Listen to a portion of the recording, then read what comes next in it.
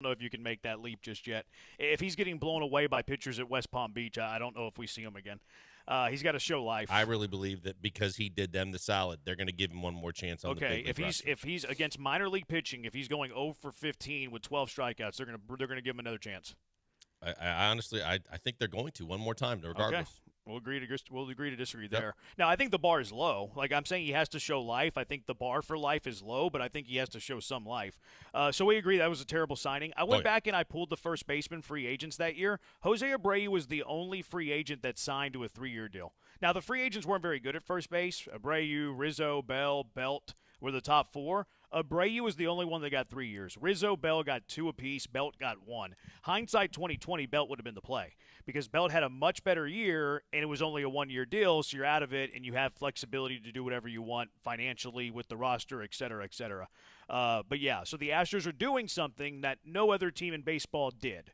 Signed a first baseman to a 3-year contract, and he was also the oldest of those 4 guys and still signed him to a 3-year contract. And what did you say that was for Bell? What was the finances? It was a 1-year deal. I forget it doesn't show the financial aspect of it, but I want to say it was probably. I would say if I was guessing, I would say somewhere in the range of 8 to 12 So million. you're saving a substantial amount of money too. Wow. And on a 1-year deal. Yeah. Yeah, so there's no long-term finances either. Maybe, yeah, I would guess 8 to 12. If it's maybe a little bit over, but even then, it's only a 1-year deal. Mm-hmm. All right, the next up, Rylan Bannon. They claimed him off of waivers. Whatever. That's a minor move. Whatever.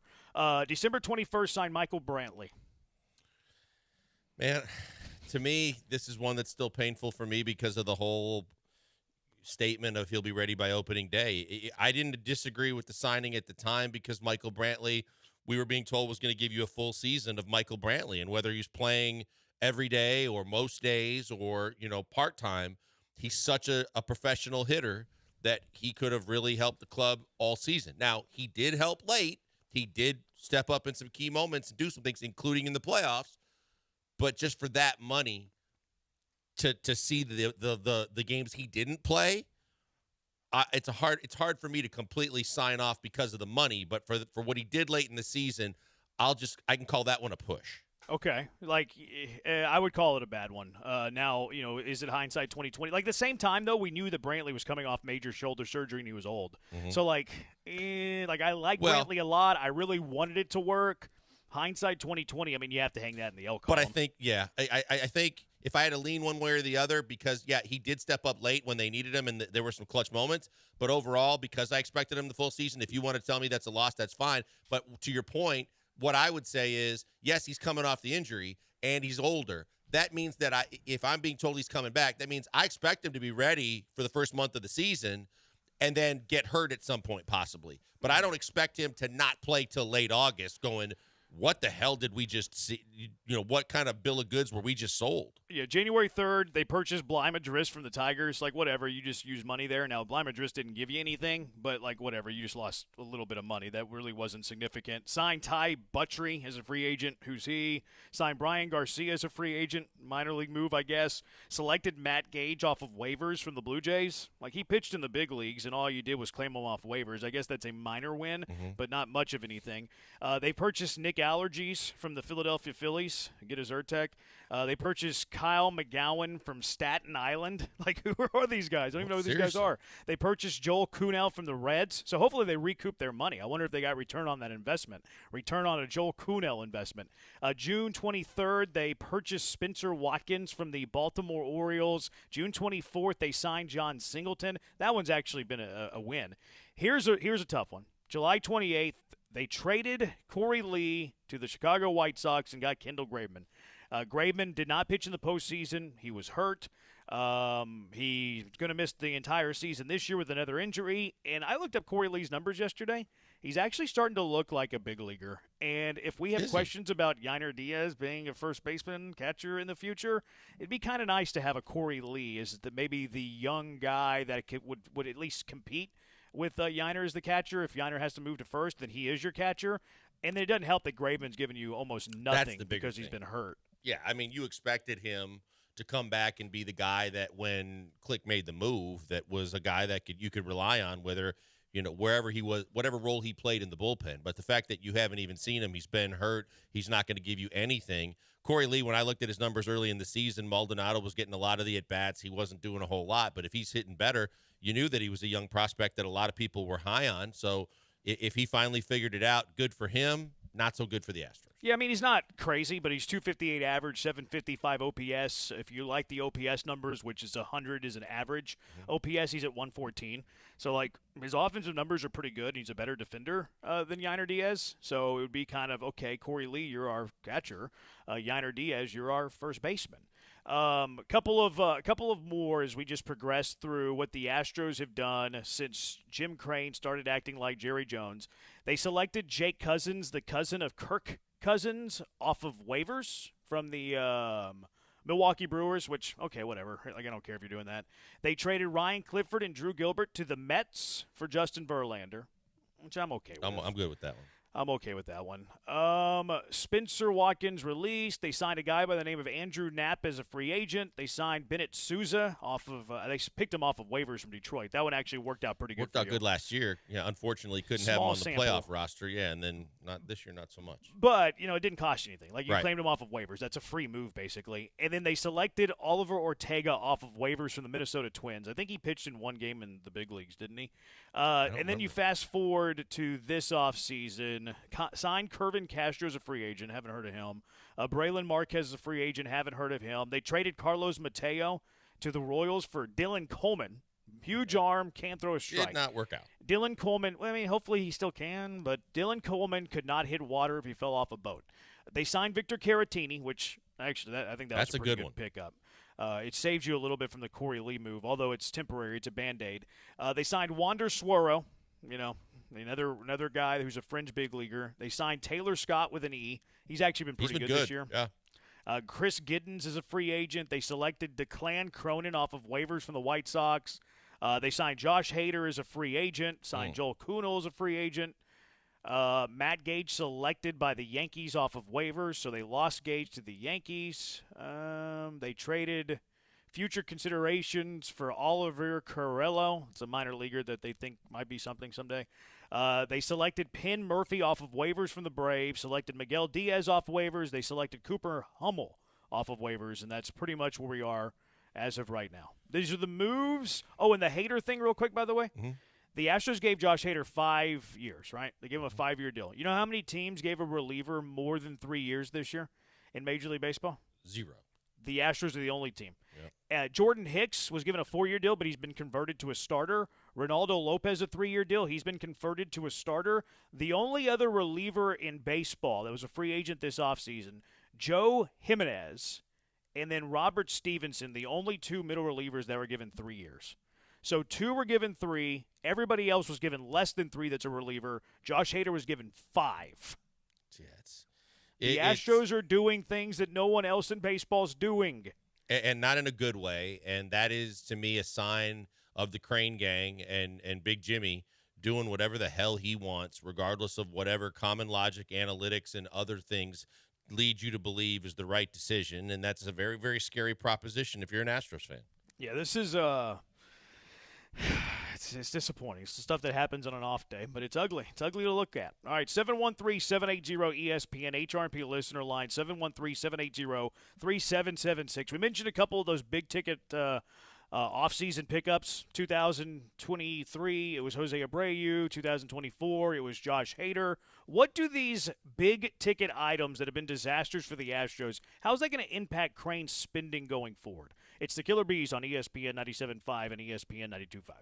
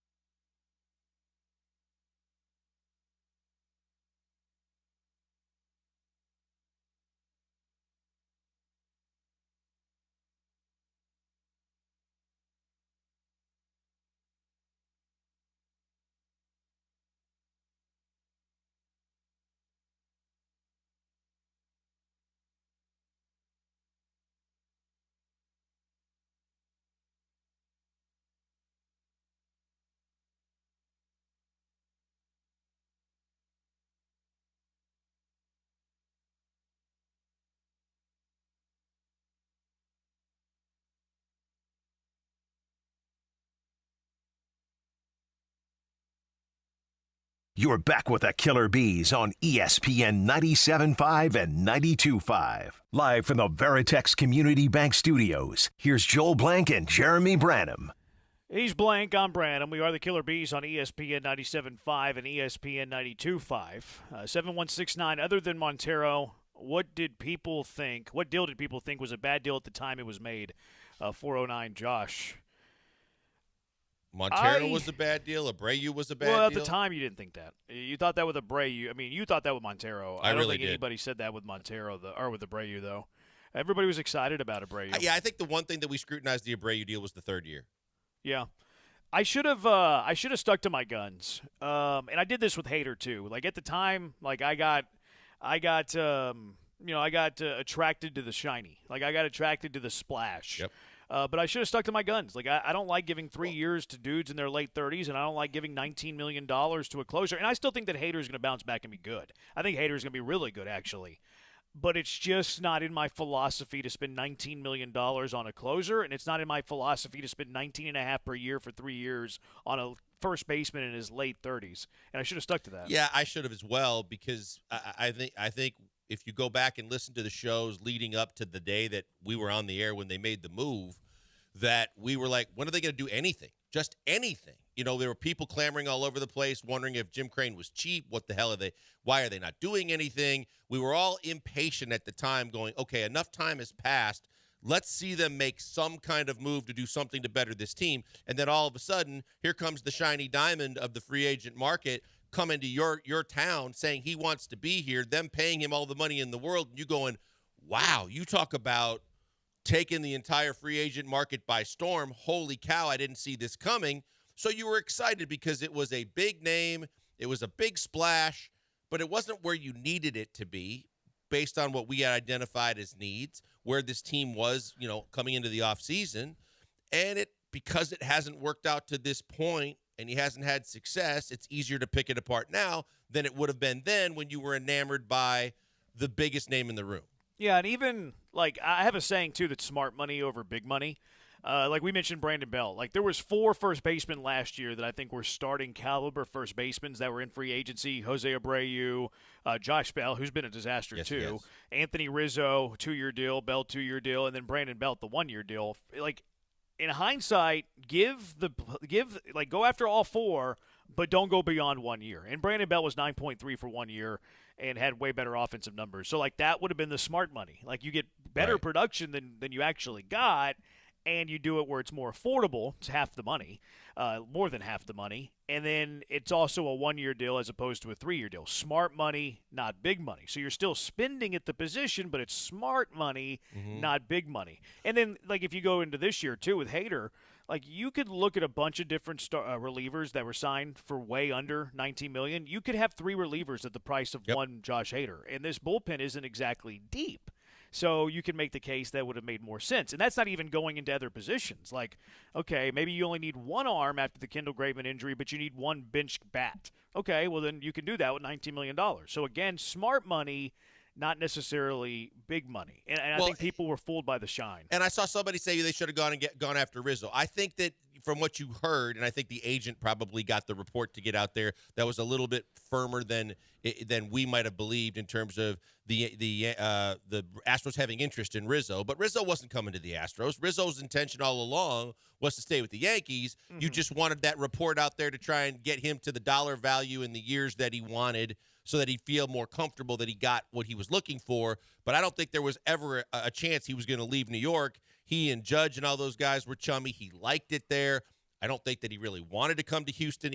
Regardless, It wasn't like the Astros wouldn't have considered it. I don't think he would have considered them. No, I agree with that, but that's your job as a GM, like Sure. is to sort through that sort of stuff. And like you have 4 capable starters at first base, you're talking to all of them, and you're giving the contract to the guy who's willing to take the 1-year deal. And I agree with you, Rizzo wouldn't have. I think Rizzo wanted to stay in New York. Mm-hmm. Rizzo got his 2nd year. Like you would have been stuck with Brandon Belt, but being stuck with Brandon Belt would have been the better alternative. More productive 2023. Who knows about 24? Brandon Belt's not playing baseball, but Brandon Belt not playing baseball is actually way better than Jose Abreu playing baseball. The numbers back that up. So, again, smart money, not big money. Longest deal he's given was Jordan, but that was whenever he was young, bought out arbitration years, and he gave out Tuve, the biggest deal in terms of money in an extension. Knowing that Crane doesn't give long-term deals, knowing Crane doesn't give crazy money, but is willing to sign free agents 3-5-year deals, Hader or Abreu, but they've been failures. How do you think this will impact Crane's spending in the future?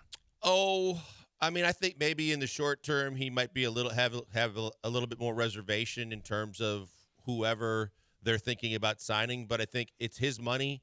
As an owner, he likes the kind of that moment he feels is made for him to be the hero, like when he brought JV here the first time and had the influence to pretty much probably be in his decision-making to where he maybe won't be as knee-jerk quick to make, the move immediately. But I think that given a little bit of time, I don't think it's going to stop him from being him. I think Crane has some of those aspects in him, too, that he's been known to be the guy that's made the big move. I don't think he'll push away from the table and not do it again. I think that maybe in the short term he'll have some reservations until next offseason. See, I just don't see him. I see him as a willing spender, but I think this is going to alter how many years he's willing to go on free agents, which could certainly limit the caliber of free agent. And in terms of signing his own, I don't think he goes longer than 5-6 years. I think that's something that he fundamentally believes in, and he's not willing to go beyond that. I think you're right, but I don't think he's ever wavered on that. I don't think he's going to waver on that again. I think that they've kind of set the standard with their own and with others that they have pretty much lines drawn in the sand on how far they're willing to go. I think that when it comes to the trade or the free agency market, we've seen Jim Crane try and just go in uncharted waters and do whatever the hell he wants and just flap around, and it's been a disaster. Even then, though, Hader was 5. He didn't go beyond the 5. And Abreu, obviously was long compared to the market, 3 years, but it was still only 3 years whenever you're looking at the bigger picture of how long he's willing to go on contracts. The longest one he's given was Jordan, was 6. But and Jordan that was a no-brainer because it was a bargain. Yeah, and you screwed him basically. Right. You got him way under his market value. But you bought out free agent years, stuff like that, and then Altuve 5. I don't see him ever going beyond 6 years. I don't either, and I think that that's been the threshold we've discussed in the past as well. That I just think that's smart baseball for them, and I think that it's one thing because of the circumstances of Altuve. That's a no-brainer because he's going to finish his career here, and we know the kind of numbers he's chasing as well. But I think that when you look at it as it relates to free agency, it'd be nice if he said he's going to sit this one out, but it's his checkbook and he's not. But, I think that he has to find someone, and I don't know if it's Dana Brown, but he has to find someone that he has the trust and belief in, that he can have a positive, relationship and open communication with, that he can let them make the kind of savvy, analytical, and smart business decisions in free agency that he obviously is not capable of making, and neither is his Crane gang. I think that he's got to get to a point, whether it's, I think Click was the guy, except for whatever the issues they had in terms of their personalities and communication.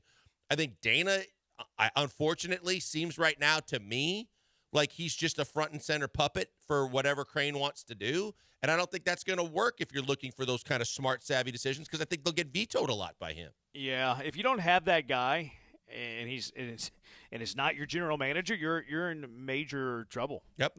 You're in major trouble.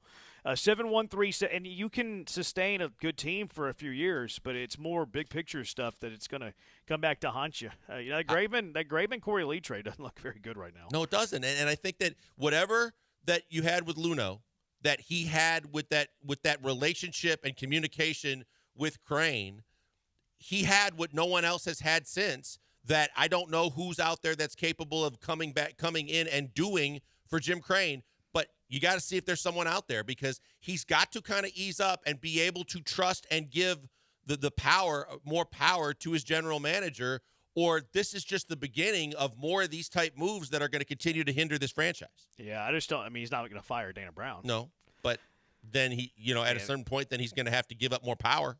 And I think that he just let Luno do whatever he wanted. Mm-hmm. And I feel because of what happened, he kind of, he got hit by that. He did. He got hit by that. He's like, well, I'm going to have more control, and that was the worst thing that could happen. All right, 713-780-ESPN. Dana Brown was on MLB TV earlier today. Had some things to say. I guess the best thing he had to say was about the deadline. Could the Astros be sellers at the deadline? 713-780-3776. Killer Bees, ESPN 97.5, ESPN 92.5.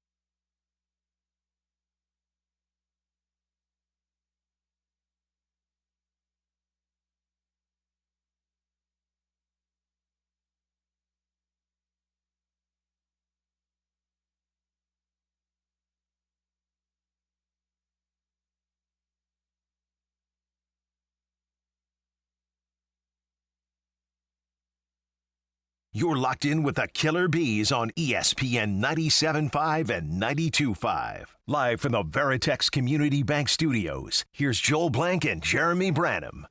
Did y'all catch any of John McClain on the bench this morning? I caught a little of it. Did you? How did it sound? I didn't get a chance to. It was good. It was good. I mean, it was primarily all, obviously, Texans talk, but it was good.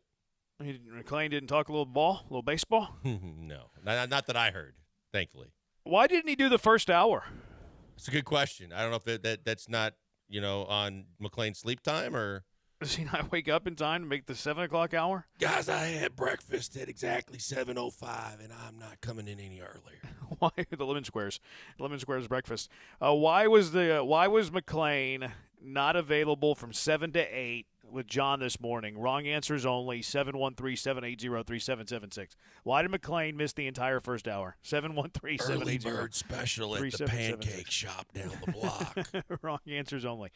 Dana Brown was on MLB Network. Brian Kinney conducting the interview earlier today. He was asked about the trade deadline, and if he thinks that they could be sellers at the trade deadline. Dana Brown says, I don't think so. I think this ball club's too it's too good. You know, we have a really good rotation. We have a really good bullpen. Our bats are a little bit off to a slow start. You know, we haven't got much production from first base, Bregman's off to a little bit of a slow start, and we haven't got much production from left field and in center field. So, with that said, I think the production's coming. I think our guys are true professionals. They're good players. I can't predict any scenario where we become sellers. There you go. Can't predict any scenario where they become sellers, which I don't know why Jake Myers is catching a stray here. For Jake Myers to be lumped into Jose Abreu, Alex Bregman, and Chas McCormick is disrespectful. Jake Myers has actually been pretty good this year. He's played a really good defense, been above average in OPS. Like to lump Jake Myers into Chas, Abreu, and Bregman was rude from Dana Brown, quite frankly. I think also he might want to take a closer look at his own team if he's just going to blame and look at the offense and say that, we've got a really good bullpen and a really good back of the – well, I mean, it hasn't been a great back of the bullpen this year.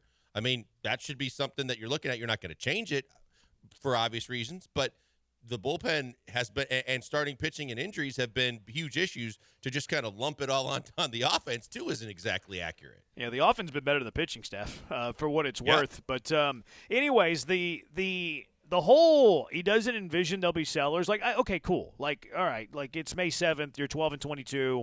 You've only played 34 games. You're not allowing yourself to think that way. At least you're not going to say that publicly. I get it. I'm with you. I understand. If the Astros are out of the race on July 15th and they're not sellers, there is another fundamental flaw with what's going on in the front office. I'm just going to put that out there now. Hopefully we're not talking about that in 2 months. Hopefully 2 months from now it'll be July 7th. Hopefully we're, okay, Astros are back in the race. How are they adding to this team to help them try to win a division? But if July 7th they're 15 games out and they have no chance to make the playoffs and they're holding on to players in the final year of their deal, they're not at least toying with the idea of trading a Kyle Tucker and a Framber Valdez, they are, again, an antiquated organization that is not thinking properly. Yeah, the scenario is what we painted in the first segment. If you go under 500 in these next 29 games, if you go 13-16, if you go up, if for some unforeseen reason, and God forbid they go 10-19, and you are so far out of it that you're not at least being the one that's instigating conversations, that you are the one that's picking up the phone and letting general managers know we got players available, then you shouldn't be the general manager of the Houston Astros, because there is a scenario out there where you have to do your job and you have to try and set yourself up better for the future and you have to put your tail between the legs at some point and admit it isn't going to be our year. I don't expect that to happen because I think this team's too good, and I'm still a firm believer that they're going to turn it around. But if they don't, and we're in June and they are 13 games under 500, then you damn well better be talking to general managers, and you damn well be having discussions about guys that could be available. The part of me that is optimistic about this realizes that, I don't think Dana Brown has any choice on May 7th but to say we're not sellers, because he can't go out and basically say, oh, yeah, our team's trash, we're going to sell everybody. But I do have some concern that, if left alone, if they let him be the actual general manager, what Jeremy said, like if they don't assess it by July 15th, I think Dana Brown, the general manager, would be able to make that assessment. But I do have fear that this won't be his decision. And that when you have guys like Reggie Jackson, Jeff Bagwell, and Jim Crane, who I view as maybe more stubborn than necessary, I have a feeling that they're going to, look at the back of the baseball card like we've been talking about all year and still believe until mathematically eliminated that this team is going to pull it out and miss the window to actually make a trade. I'm with you on that. Like, that's my fear of this, too. And that's why I'm saying that they wouldn't be acting like a real organization, because I do think that Crane and Bagwell and Jackson will be hanger-ons. Oh, yeah. Oh, we don't think that the window – we can come back from 13 back, just like Bagwell thought that Michael Brantley was going to be ready by opening day. They're going to be hanger-ons to where, we can get back into this. We don't need to trade away these guys. We're going to just add. And, like, Bregman, we'll figure that out later. Kyle Tucker, Framber, we'll figure that out later. That's this organization is not acting like a real baseball organization the last couple of off seasons. There is a massive false sense of ability of this team as a whole. Every time you hear Jeff Bagwell open his mouth, every time you hear the majority of these guys open their mouth, and especially because Baggy was doing radio this weekend too, where all you have to do is listen to an inning and a half, and you're going to hear the Kool-Aid being, just hammered down with positivity about it's coming. Just be careful because it's coming. And when it does, and oh boy, this team is, and I believe that that's exactly right. And that's why I believe what you guys are saying. I believe that they're never going, I won't say never. It's going to be really, really hard to get the Crane Gang to come around to the fact that they might have to sell or consider selling, because in their heart of hearts, they believe they're never out of it and they're going to get back into it. Yeah, I think they'll be more like the Drayton McClain, Carlos Lee, Miguel Tejada, Pudge Rodriguez era, where it's like, oh, we can win with these guys because their back of the baseball card's good, and they go the back of his baseball card. They go 85 and 79. They're not a real big, or 84 and 7. Only got it wrong by 2 games. I was right there in the ballpark, but I was wrong by 2 games. They would be much more likely to be that. We're like, okay, we're going to hang on to these mediocre guys that are veterans, and we're going to be a 500 team instead of just, okay, like Jeff Luhnow built the golden era by tearing it all down and rebuilding it all up like a real fire sale. But hopefully we're not there. Hopefully that's not something we have to talk about in 2 months. 713-780-ESPN HRP listener line. Astros take on the Yankees tonight. First of a 3-game series. We'll do our, is he a New York Yankee or is he a blank? Brian's got us today. Also, where the Astros must improve. Is it patronizing again? It's the Killer Bees on ESPN 97.5 and ESPN 92.5. I would never patronize you. I'd never patronize you with the Spirits either.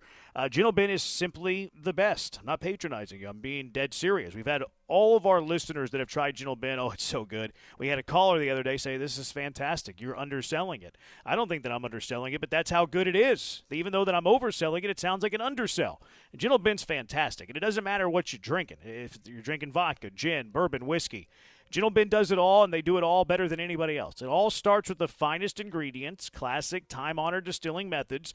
Gino Ben uses their innovative process that removes the harshness and heat that's found in most spirits. You get all the flavor with none of the burn. Gino Ben takes away the bite, takes away the burn. The result is unparalleled smoothness and an enjoyable drinking experience. You'll love what's not in Gino Ben, including fusel oils. Fusel's a German word for bad liquor. Well, bad liquor is not in Gino Ben. Never has been, never will be. That's all the science. That's all the the fancy verbiage and language and all that. Gino Ben's fantastic. Gino Ben's very good. Try Gino Ben, and you're going to see what sets it apart. They offer the vodka, the gin, the whiskey, the bourbon. All are fantastic. All are in my rotation. Ask for it when you're at dinner. When you go to your favorite bar, head to the tasting room in Alvin. Stop by the liquor store, pick up a bottle. If you're going to an Astros game, there's a Gino Ben's bar just to the left of the Crawford boxes. Or if you don't want to get out, just order online, GinoBen.com. Head there now, learn their incredible story, their wonderful legacy. But you can also order the product straight from the website, GentleBen.com. Order a bottle. It's going to change your life. 3 parts craft, 1 part science. That's Gino Ben.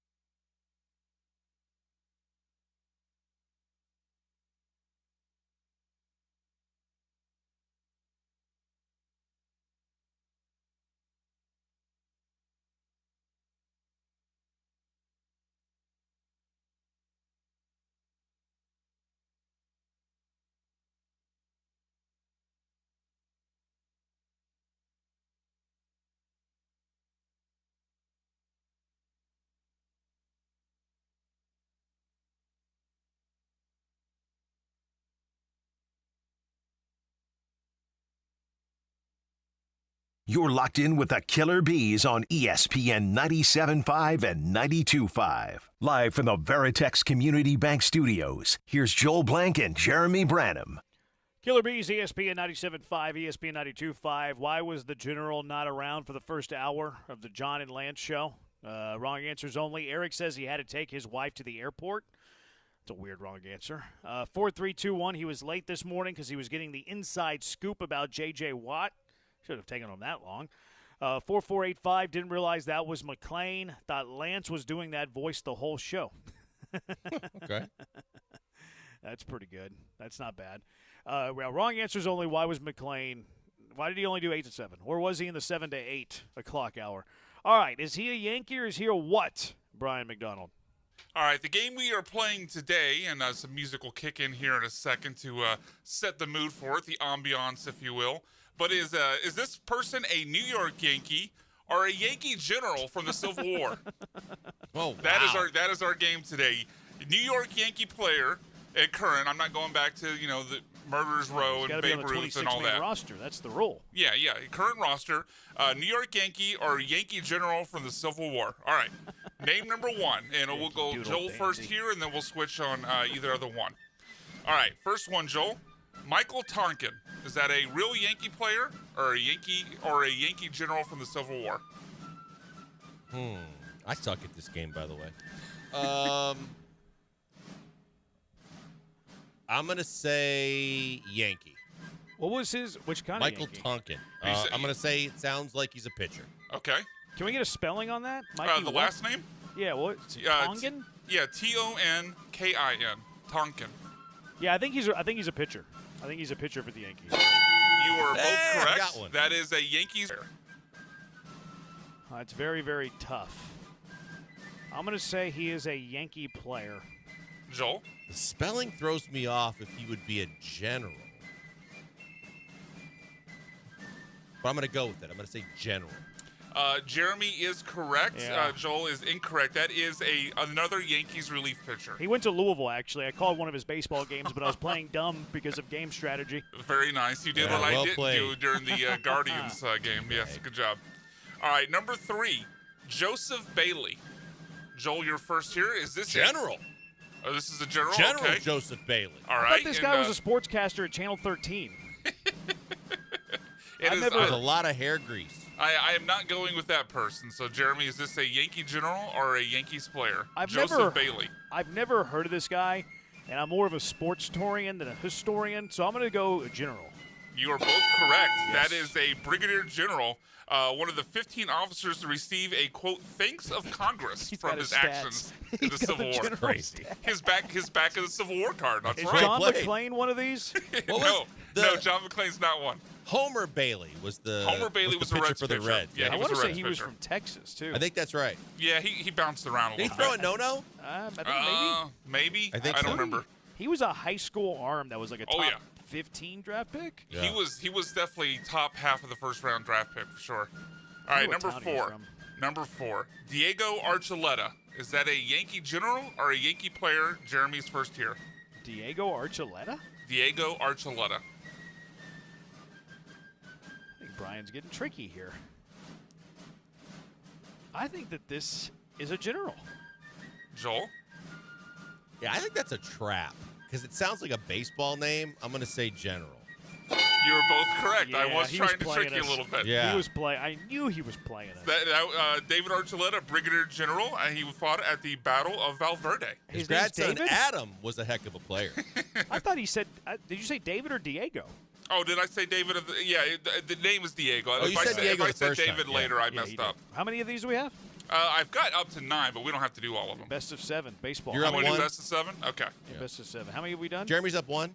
Yeah, Jeremy, you've got, I think you've got all of them right, haven't you? How many have we done? We've done 4. Oh, okay, yeah. I believe Jeremy's got all of them right. Joel's missed 1. Okay. So that's where we stand currently. All right. Number 5, Edward Ferraro. Who's up? You're up. Joel, you are. Edward Ferraro. Spelling Ferrero. Ooh, ER. Not that matters. Geraldine Ferraro. I'm gonna go general. Okay, and Jeremy? Hey, I've never heard of him, so I'm going to lean general, too. You guys are doing well at this. Yeah, he is a former New York dance at school instructor who turned into a major general during the Civil War. He was a dancer. Wait, he was a dance general? instructor first? Yep, he was a dancer. He owned a New York dance school, and he was an instructor there. And he owned the school, and then he became a Too many major fights? general. This guy was winless in all his battles, I bet. He's getting in too many fights about the dance instructor I mean, thing. according to his wiki page, he had some medals and some honors, so he apparently did well. I'm not sure what he taught the soldiers, but he apparently did it well. Who was that big the dance, like the Ed Astaire? Is it Ed Astaire? Fred Astaire. Yeah, Fred Astaire. Fred Astaire dance schools. Yeah, Fred Astaire. Could you imagine Fred Astaire, Commander-in-Chief? Apparently, we should look that way. Learn from our history. All right. So Jeremy's 5-0, Joel's 4-1. You guys are kicking my ass. Yeah. All right, number 6, Victor Gonzalez, Yankees player or Yankee general from the Civil War. And this one is Jeremy first. You didn't throw in a guy who was under Santa Anna? No. Okay. These are all generals in the Civil War. Victor Gonzalez. I feel like you're tricking us again. I'm going to go general. Joel? See, I'm thinking he's tricking us, so therefore I'm thinking that he's going to go general. Because it sounds like it should be a baseball name. Yeah, that's what I said. So you're both going general? Yeah. No, wait. I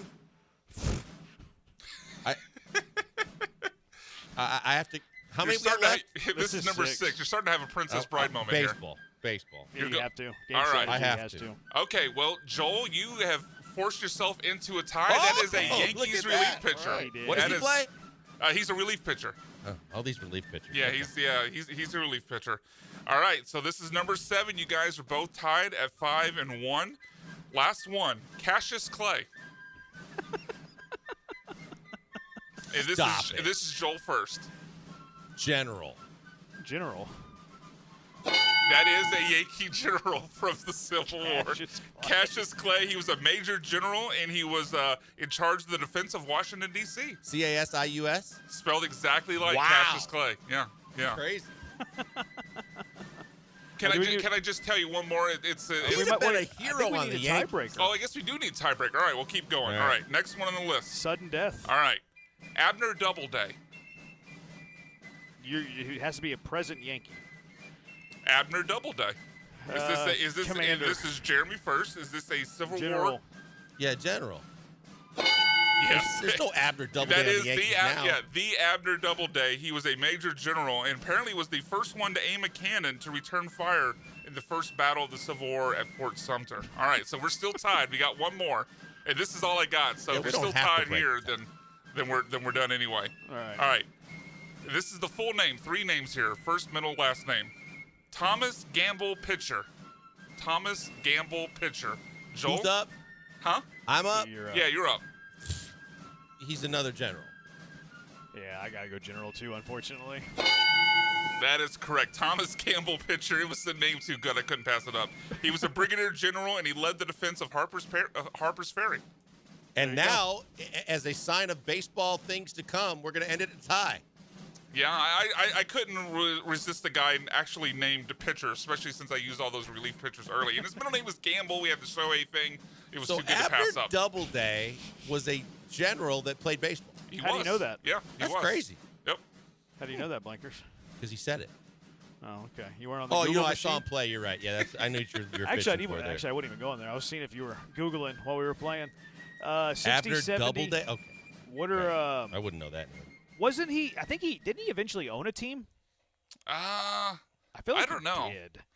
What are some of the stats No, on I the back think of he the just- Civil War card? Well, maybe he did own a team and then demanded to be the general manager too. Sound familiar? What I did know about Abner Doubleday as I was researching this morning, apparently there's a lot of myth busting going along about if he actually invented the game of baseball.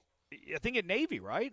I don't remember where he was, but there's apparently a lot of baseball stories that claim that even like when Abner Doubleday died, like it wasn't part of his obituary. If you talk to the man himself, he never claimed to have it. It was just some myth that got pushed upon him, later on. So he went. He went to a school where we played at U of H, and I remember researching Abner Doubleday, and I remember the story about how some credit him to invent baseball. So I remember doing the prep on this actually. So Abner Doubleday supposedly invented baseball. James Naismith created basketball. Who created football? I don't know. There's not a prevalent name like the other two sports. Yeah, Doubleday. That's why the Hall of Fame is in. It is. That is correct. Yeah, apparently he did it. The game he first started playing was in Cooperstown on a farm. And apparently the reason why he's given, I think, partially credit for it is even though someone might have played the game before him, the rules they came up with in New York are kind of what were adopted as like the modern rules that we play with, in what we know as Major League Baseball. So that's why he's given credit for it. But they weren't the actual first people to start playing the game. Yeah. Yeah, I remember doing prep on Abner Doubleday, oddly enough. Interesting. Someone texted in and said that that music is from the Revolutionary War, Brian. So it is. Well, I literally Googled Civil War drum and fife music. So if you're gonna blame anyone, blame Google. That's what the music is titled. Your lack of war music knowledge disgusts me. Okay, well, if you want to fact check it, go ahead. That was literally what the YouTube I believe video what you was said, called. but you didn't pick up on it, and that insults me as an American. 5315. Wrong answer is only why was McClain not here from 7 to 8. He was too busy solving riddles from Simon with Samuel L. Jackson. I don't really get that. Nope. And Wheatstraw said McClain was late because he was busy annoying on the other station he annoys on. Sheesh, that's going into mean According text. to Pop Warner. According to History.com, the American football has ancient origins, but in the late 19th century, Walter Camp helped shape football, the American kind, into the sport we know today. Isn't there a postseason award named after Walter Camp? Pretty sure. There's also a website that uses Walter Camp. I look at a lot of mock drafts from there. Okay. Like, I've heard of Walter Camp. Somebody said it was Pop Warner on the text line. Well, that makes sense. But someone else said Walter Camp is given credit for football. Yeah. And this says just Frog not was as known invented as by Lance Zierlein, and pickleball is goofy. All right. Joe Mixon. Where is he being drafted right now in fantasy football drafts? And does it stack up on where he ranks amongst the best running backs in the NFL? And is this encouraging, discouraging who is ahead behind him? It's the Killer Bees on ESPN 97.5 and ESPN 92.5.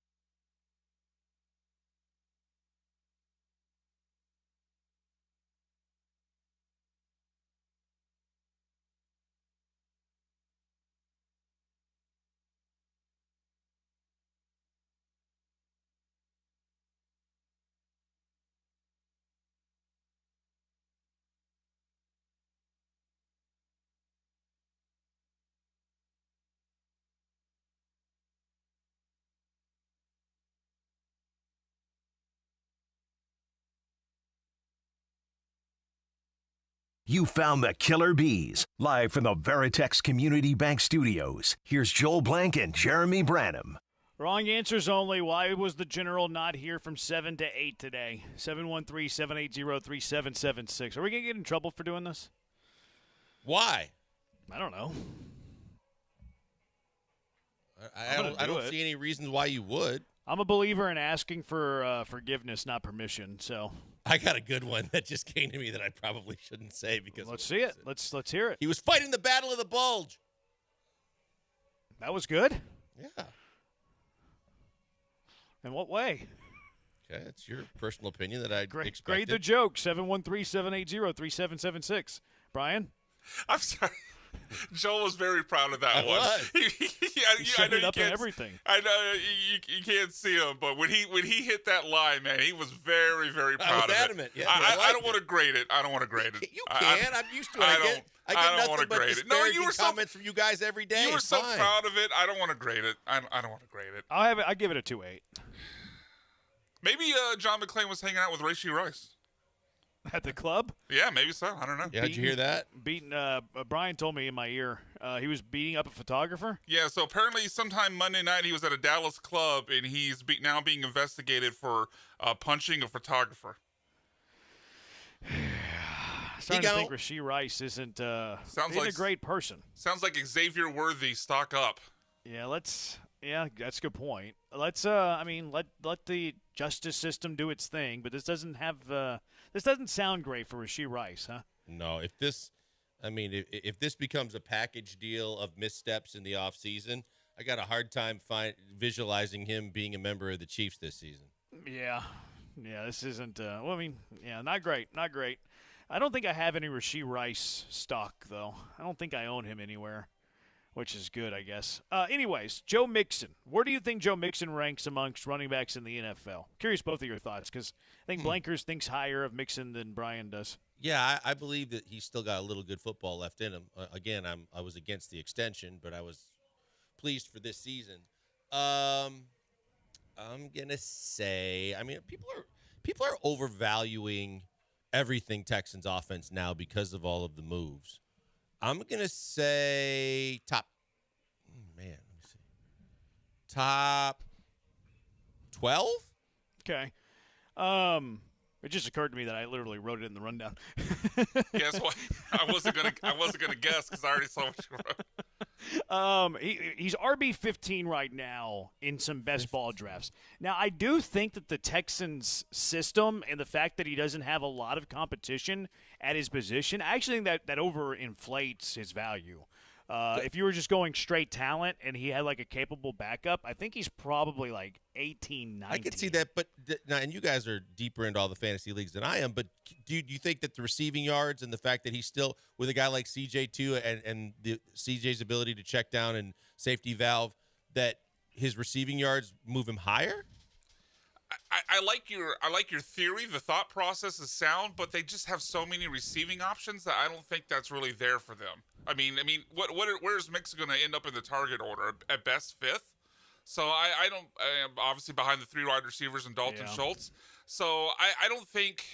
And plus, I don't really see C.J. Stroud, and maybe it was because he thought Devin Singletary wasn't good at this, but he wasn't a big dump-off guy last year anyway. So I think you combine that with Mixon's pecking order as far as targets, and I don't think receiving is going to be a huge part of his profile, especially from a fantasy basis. I wouldn't base the pick of Mixon on his receiving ability.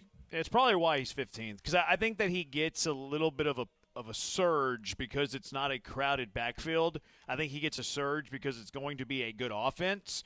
I think he gets docked a bit because, like you said, he's not going to be one of the top Texans pass targets. And I think fifth is probably where I would have him. I would have him behind the three big receivers and then Schultz. I wonder if there's somebody else who could sneak up on him, like one of the tight ends, whether it's Jordan or Stover, or maybe the fourth receiver like Noah Brown. Like I wonder if Noah Brown gets more catches / yards through the air than Mixon does. I think it's in play. If he's healthy all year, because he was obviously hurt a lot. But yeah, he is a bit injury prone. Cincinnati people, too, said that Mixon was not desirable in passing situations because he was not very good in pass protection. I hope that's not true because, okay, well, then who's your third down back? It worries me a little bit. But anyways, he's 15th. Here are the three names before him. RB12 is James Cook, 13 is Pacheco, and 14 is Rashad White. Any objection there? No. I mean, Rashad White also wasn't very efficient. All three are good receiving backs, though, and they're all much younger. I would probably put. We're talking NFL value, right? Not fantasy value. And fantasy value is going to boost somebody who has pass catching ability. Okay. So that's probably why those three guys are ahead of him. James Cook I would have ahead of him regardless. If I'm actually building a roster, like a real roster, not just only looking at it from a fantasy value, Sure. I would still have James Cook and Pacheco ahead of Joe Mixon. I think I would take Mixon though ahead of. I'm forgetting the Rashad name. White. I'm yeah, with you. Rashad White. Yeah, I would too. I would take Cook, Pacheco, Mixon, White in that order. Okay. So that's the only objection I have. You have objection there, Blankers? No, I don't. I would assume that Gibbs is high on that list. Jahmyr Gibbs? Yeah, he'd be much higher than that. He's RB4. Okay. Yeah, your top five is McCaffrey, Bijan, Brees, Jahmyr, and Barkley. Okay. Those are your top five. Yep. Yeah. So the four behind Joe Mixon, Kenneth Walker, Alvin Kamara, Aaron Jones, David Montgomery. Should any of those guys be ahead of Mixon? Name them again? Kenneth Walker, Alvin Kamara, Aaron Jones, David Montgomery. I'd put Kenneth Walker ahead of him. I think Aaron Jones is going to have plenty of opportunities. I don't think he can stay healthy, though. I think Aaron Jones, if he stays healthy, I think he has better numbers than Joe Mixon because he's going to be their go-to. I think they're going to go to him a lot in the receiving game, and he's going to be a weapon for Sam Darnold. Where do we stand on Alvin Kamara? I'm not going to say he's completely washed, but that's why I didn't want the Texans. I don't believe he's got a lot left in the tank. I mean, Joel talked about dump downs. Especially from a fantasy perspective, that's what Alvin Kamara was thriving on last year. Derek Carr just constantly checked it down. I mean, there was one game where Kamara literally had 13 catches for 30 yards. It was all 1 and 2 yard gains. Did nothing with them, but he just kept dumping it down to him over and over again. Yeah, I look at a lot of the names behind them, Kamara and Mixon and Aaron Jones. I don't see a lot of juice left in those guys. Obviously, all a little bit older. Of the three, I think Aaron Jones is shown to have the most juice, but I'm not really excited about any of them. The one name that's behind him that I would definitely put ahead of Mixon is Kenneth Walker. He's pretty explosive. Doesn't get a lot of receiving work, but when he does, he's shown that he can do something with it. So I like Kenneth Walker a lot. Yeah, I would go Kenneth Walker if I'm building a team. I would go Kamara over Mixon on fantasy, but not if I'm building a team. I like Kamara's ability to catch the ball out of the backfield, and I think they're going to be trailing in games and have to throw it a lot. But if I was building a team, I wouldn't have him ahead of Mixon. Now, Mixon's only 1 year younger than Kamara, though. So the washed comment, I'm wondering about that. What makes Kamara washed? I don't have a lot of faith in, he just everything that he's been through too, but I don't have a lot of faith in New Orleans' offense, period. And I think that there'll be more of an opportunity, too, to kind of focus on him. And I don't think Carr's great by any means or any stretch. So I think that at least, I think Mixon's got a better quarterback, and Mixon's he's going to get the ball from CJ. And I think that he's got a better offensive coordinator than Kamara. And just watching Kamara play, not as deep of a dive as Brian just did, but even when he got the ball, he used to be so tough to tackle and so elusive. And it just doesn't seem like he's got the same juice. He was explosive before. He when he got the ball, it was like a bolt of lightning. Yeah. Wherever he got the ball, you weren't going to get to him before he picked up 5-6 yards. But you look over the last 3 seasons, I mean, he's 3.8 per carry, 4.0, 3.7. He's not the explosive runner that he was when he took the league by storm. Yeah. You're sleeping on Spencer Rattler. That's all I'm going to say. You're sleeping on Spencer Rattler. New Orleans took him? Yeah, I'm kidding. No, I didn't even know where serious. he went. I know that there was a lot of buzz around who was going to take Spencer Rattler. I never saw who eventually took him. Yeah, he's a Saint. At least that's his team's name. Yeah, right. Not literally. Maybe yeah. There you go. All right, 713-780-ESPN. Cash it or trash it. What are you cashing? What are you trashing? Keep in mind a little bit later we're gonna give away some Greek Fest tickets. You like a good Greek Fest, Brian? Oh, I love the Greek Fest, especially the Euros. I think I've told you this. Euros. I don't know Yours if are awesome. I don't think I told you this story before, but I've actually done one food eating contest. Have you guys ever been in a food eating contest? No. No, I have zero desire to. No, I didn't really want to, but it was a previous radio. It wasn't the Highway to Hell, but a previous radio station I was at as part of the Greek Fest promotion. They brought up, some of the people from the festival, and we did amongst the radio employees a Euro eating contest that I competed in. I didn't win. Fully loaded up? Oh yeah, fully loaded up. We had like 10 minutes. I ate two. I wasn't gonna embarrass myself and just completely gorge. And Could you have? Yeah, and I was. You know what it was, Joel? Is look, I'm not a svelte guy, right? I'm not ripped. I don't have a six pack abs here. So I heard someone in the comment.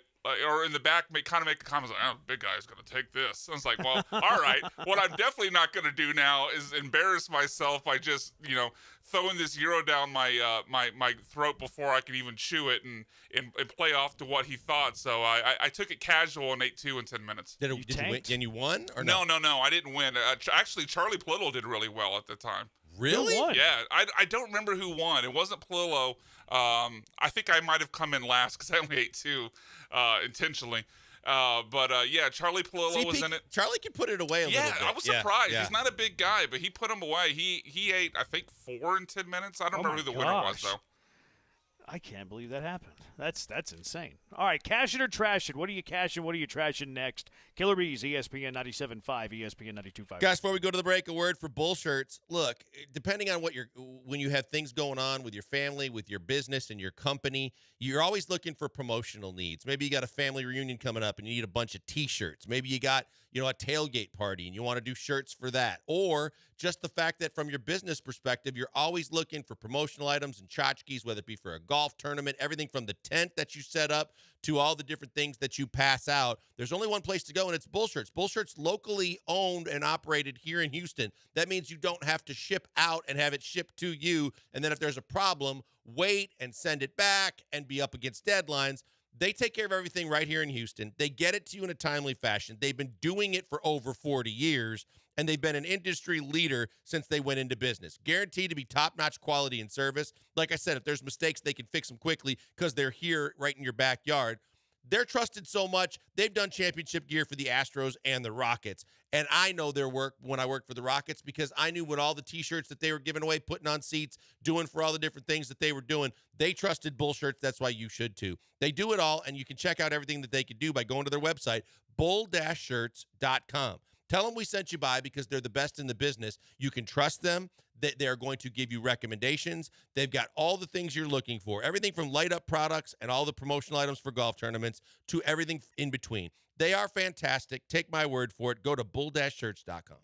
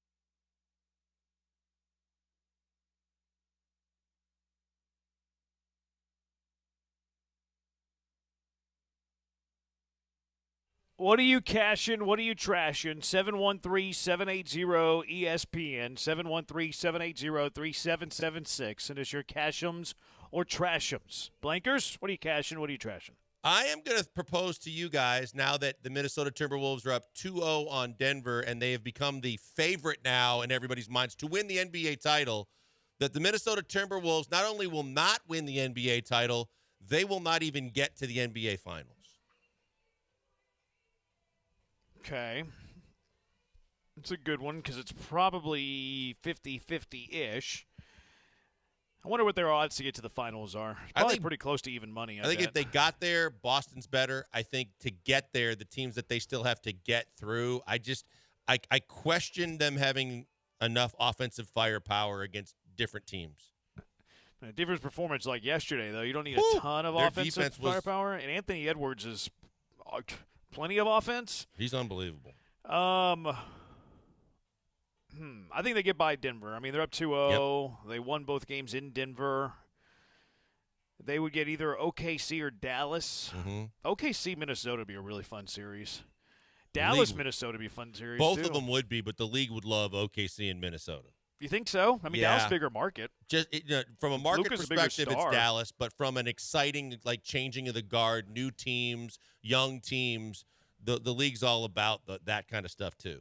Yeah, I'm going to trash it. I think they get to the finals. Trash. I think they finish off Denver. I think they beat the winner of OKC Dallas. Okay. And get there. Yeah, I'm leaning that way too. I can't imagine picking again or is there yet. So I do think the T-Wolves end up getting to the finals. So I'm gonna have to trash it. Okay. Trash. A basketball player, whenever they deliver a pass to a teammate that gets their teammate to the free throw line and they make at least one of the two free throws, should be credited with an assist. I've been an advocate of this in the past. I'm going to cash this because I think that I fought in the past with people about the fact that they'd have to make both free throws, but I'd be for it. But at the same time, why do they need to make both free throws? Is there a difference between a 2-point assist and a 3-point assist? Well, that's a good point. But I think if you only get 1 point out of the possession, that it's tough for me to give the full assist. Well, then we need to value the 3-point assist more. Yeah, you could, but I'll cash it for the simple standpoint of the fact that you shouldn't be punished as the assister in putting them in the position to score, and they would have had they not gotten fouled. So I will cash this. I will also cash it, but only partially. Like if it's now, sorry, correct me if I'm wrong here, Jeremy. Did you specify where on the court they are when the foul occurs? Does it matter? Yeah, it shouldn't matter. I mean, they're getting them a shot. Well, the reason I say that, I wouldn't be willing to, if it's a foul on a jump shot, I don't think I'm willing to assume the jump shot is made. But if it's a foul in the lane, like on a layup or a dunk attempt, well, I mean, they're earning a trip to the free throw line, though. They could score 2 points there. Yeah, they could. I'm just not willing to assume that the jump shot is going to be made. Like if it's some 20-foot jump shot, and if he's fouled and goes to the line, obviously the shot would have been a situation where if he had he made it, he would get the assist. I'm just not willing to assume the make from, let's say, 20 feet out. But if you're in the lane, let's say if you're in the paint, I would be in a sort of like a dunk or a layup attempt, then I would definitely be willing to give the assist in that situation. I guess I don't really understand why you have to assume that the shot's going to be made because you're assisting a player score. Yeah, but the idea of the assist is you're actually going to you're actually getting points out of the possession. I'm not. Well, if you foul a jump shooter and he shoots 2 free throws and he makes both free throws, you did that. No, I know. I'm saying if he goes to the line and misses the free throws, I think it would be dependent upon, because you said if they make one of the 2 free throws, right? Yeah, I don't. As long as they score, it would be interesting too, though, if they started to value the assist based on the points. Like a 1 point's a half assist, a 2-pointer's 1 assist, and a 3-pointer's an assist and a half. It's a truer scale. I do think it is. It's a much truer scale. Yep.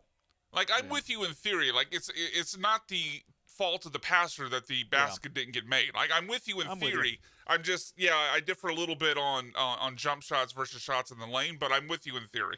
What do you got?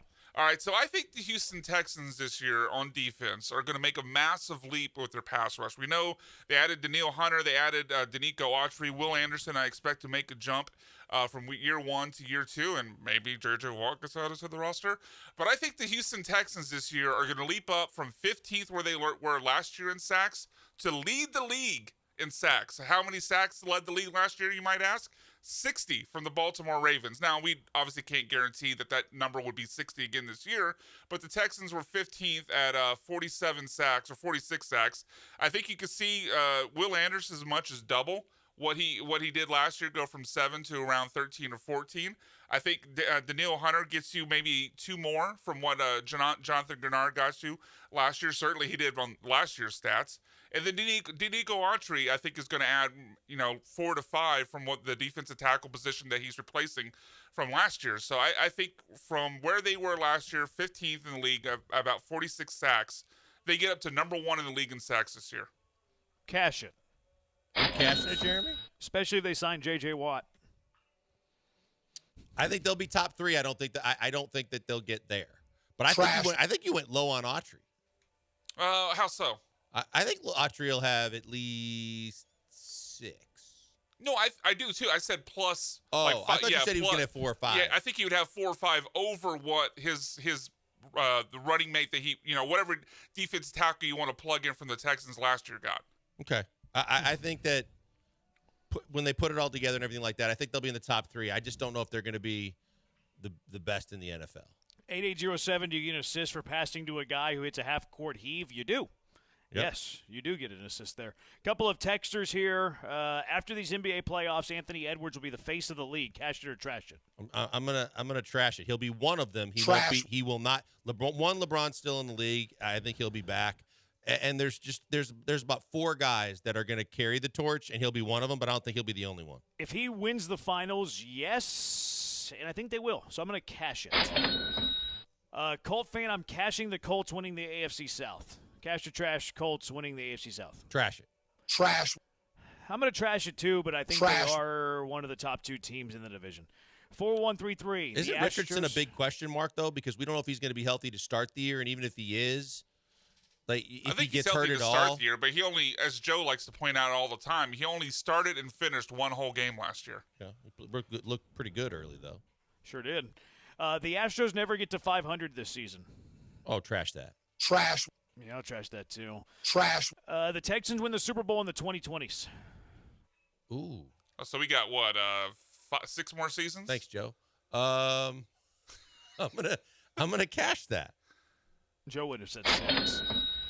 I'll cash it as well. Yeah, make it unanimous. I'm cashing it. Spencer Rattler ends up starting half the season for the Saints. Trash. Trash. He ain't ready. Cash this.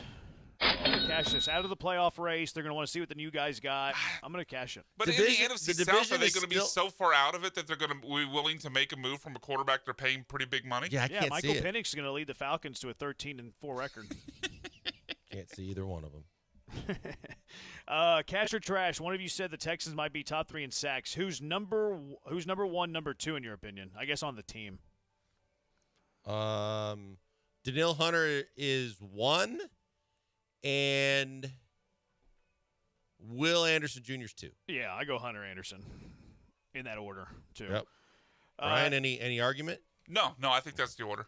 85% of Astro fans would be more comfortable or rather optimistic if Dusty or AJ were still the manager. Espada seems like he's overmatched at times and leans towards management for lineup flexibility. So cash or trash, 85% of Astro fans would be more optimistic if Dusty or AJ was the manager of the Astros. I think from a just overall Astros fan perspective, I'll cash it. But for me personally, I'll trash it because you can't blame the manager when the players have been this bad. But I think cash it from the overall Astros fans' perspective, they would feel a lot more comfortable with either one of those guys. Yeah, I cash this. I think either manager would have a better record than Espada at this point, too. And just confidence that you get back into it over Espada. Because, I mean, there's a very real possibility Espada's not cut out for this. Brian, any different? No, I completely agree. I think the Astros have a few more wins, and the veteran hand at the wheel, I think, would have Astros fans more confident in the second half turnaround. All right, so which one of you hates NBA referees?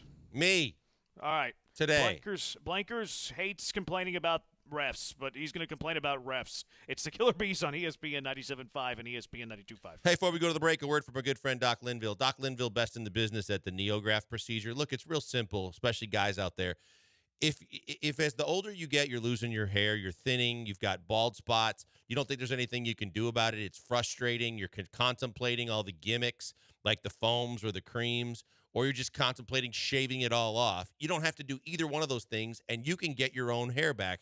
And really, it doesn't cost you a single thing to get all the information you need without making any kind of commitment before you do anything drastic like those other things. All I encourage you to do is go to 975hair.com and learn about the NeoGraft procedure, because the NeoGraft procedure is getting your own hair back. Genetically, you're never going to lose the hair on the sides and the back of your head, no matter how bald you go in other areas. I was telling some guys at Sam Houston Race Park about this after they heard me do the read the other night. And the more I told them, the more they were interested. And I said, look, as a listener to ESPN 97.5, you get a consultation that normally costs $150 for absolutely free. No signing on the dotted line, no money out of pocket, no commitment. Just a question and answer session where they tell you how the procedure works and what's all behind it, and you ask questions and get answers. If you want to do the procedure, he's the best in the business, bar none. I've had it done with him, and I speak so highly of him. There's no one even close to the same level of confidence that I have in Doc and his staff. But you can get all of it for free just by going to 975hair.com, set up an appointment, go in, ask questions, get answers, and just see if it's something you might consider. I did it. You see the follicles almost instantly the next day. And 95 to 99% of all the follicles they're going to move from the sides and the back of your head, they're going to be with you for the long haul, probably for the rest of your life. But the bigger key is in 6 to 9 months, when those follicles that aren't going anywhere get stronger and longer and really kind of get really firmly planted into your scalp, you're going to see even better results, and you are going to be even more satisfied with the procedure. Check them out today. Tell them I sent you by, because I would not speak for anybody other than Doc Linville for this procedure, because it's a game changer. Go to 975hair.com.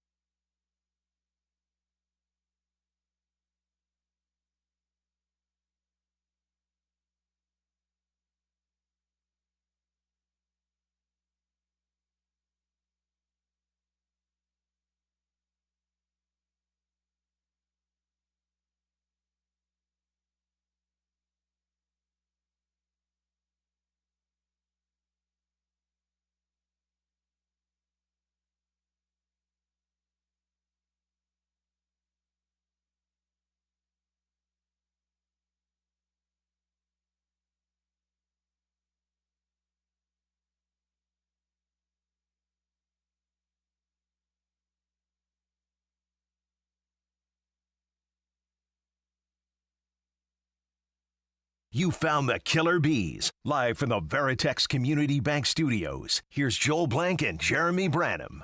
Hi, Blankers. Why do you hate referees? Look, I don't want to be ever considered in the same stratosphere as Ben DuBose and his hatred for all officials, umpires, and referees. But last night and the last couple nights of the NBA has really kind of pissed me off because of the fact that the NBA needs to let the players decide the game on the floor. And the fact that you have 3 officials on the floor, too, a lot of the calls that have been made in the last two games, the last 2 games last night, and then the previous game, even in the Minnesota game, the technicals on Anthony Edwards and showing out and guys because they do the too small gesture getting teed up. This is the playoffs. And this is big-time basketball where there's a whole lot of stuff being talked and there's a whole lot of competitive fire. And you're losing an audience that you've struggled to keep and or gain in the last season or two because of the fact that the officials are deciding games and they're getting a lot of calls wrong. Last night was ridiculous in the fact that both coaches for Indiana and New York had to burn challenges on very obvious calls with 3 officials on the floor just to make sure that they got them right. In one case, they were out of challenges, so a team couldn't use another one on another blown call by the officials. The fact that you either are going to call the game consistently as referees or not. The fact that you called the illegal screen at late in the game for Indiana, at that point in the game, you normally let them play. But because all game, if you watched any part of that game, those kind of illegal screens were going on all game long. And the fact that you called it then and then blatantly missed and called a kick, which was non-reviewable when it wasn't a kick, with a tie game and 52 seconds left and a chance for either team to win the game, and it turned into a 3 for New York, which gave them a lead that they never lost, was absolutely inexcusable to me. And then when you watch the Denver game on top of that, when you watch the fact that Rudy Gobert wasn't going to play, so they weren't going to be able to throw the 2 big 7-footers at the Joker, and Minnesota was relying heavily on Karl Anthony Towns. Karl Anthony Towns got a foul within the first 2 or 3 minutes of the game. They then swallowed their whistle and would not blow another one on Towns on 3 blatant fouls that he committed, allowing Minnesota to not only stay in the game but take control of it. So on top of that, you knew that Mark Davis, the lead official, kind of knew that they were doing him dirty because of the fact that he turned the other cheek on those 3 fouls. And the last one got Mike Malone so heated, he should have been tossed. In a regular season game, he'd have been watching the rest of the game in the locker room. They didn't even give him 1 technical for going on the floor, getting in Davis's face, throwing his finger in his face, and needing his team to restrain him because of the fact that they knew that they weren't calling the game the way it was supposed to be called. And that is annoying beyond belief to me. Yeah, I couldn't believe that they didn't call a technical there. I agree with that. Agree about most of what you said. I thought that the plays that were challenged were tough ones to call. Like one was that reach-in foul on Halliburton where he didn't touch him. That got overturned. And then the other was the out-of-bounds play where Brunson dribbled it off the back of the defender's calf when it went out of bounds. Which, I mean, it's tough to see. I mean, the baseline official's behind, the Brunson there. So it's kind of a difficult one. It's a tough job, and it's a thankless job. The kick was ridiculous. The kick was a bad call. Now, these are the best officials in the world, though. So, like, anytime that I hear, complaining about officials and referees and umpires, and it's, like, fair to do that, and we can certainly talk about specific calls where they screwed up and didn't get right and blah, blah, blah, blah, blah. Because they are critical to the outcomes of the game. I did think that the Knicks had a very favorable whistle in the final minute and a half in that game. Mm-hmm. It felt like every call was going their way. That was questionable. But those are the best officials in the world. Go watch college basketball. I know you do. Go watch college basketball. They couldn't hold a candle to NBA officials. Go watch the G League. In fact, the best G League officials come to the NBA. Go watch a high school basketball game. So my counterpoint, anytime people complain about officials, and it's fair to talk about one call, but, like, what's the fix? Like, how is this getting better? How are you going to make it, systematically better? So, and we've talked about this a little bit in the past, but I've been adamant about this. That kickball challenge should be challengeable. Agreed. That's one way to fix it. Allow replay to be the final decision maker, especially in the playoffs when the outcome is so hyper important, more so than the regular season. Then the competition committee and others need to get their heads together to say, look, I know those are the regular season rules because we want the game to go speedier and we don't want everything challenged. But particularly in the playoffs, just like the NFL changed their overtime format, you need to get to a system in which the only objective is to get the called right and allow the players to decide the outcome, because that's the playoffs and that's what matters most, and that's what they should do, because that's inexcusable in a tie game with 52 seconds left that a call could be that big and go, well, you can't challenge it, so our call stands and it's New York's basketball. That's total BS. Yeah, I agree with that. I think it's I don't know if I agree with that actually. Like me as a viewer, like I don't care who wins Pacers Knicks. I probably want the Pacers to win. I don't really like New York sports, but I really don't have a dog in that fight. You know what I mean? Like would I the viewer who doesn't have a dog in the fight, would I trade one or two missed calls to shave 15 to 20 minutes of waiting around at the end of that game? I think I would. I think I'd rather live with one or two bad calls than sit around and watch referees look at a monitor for 20 minutes. See, there's a way to speed up the call process with all that they have with all the monitors and angles. I understand in the regular season, that's fine. It still kind of chaps my ass because of the fact that they missed a lot of calls in the final 2 minutes.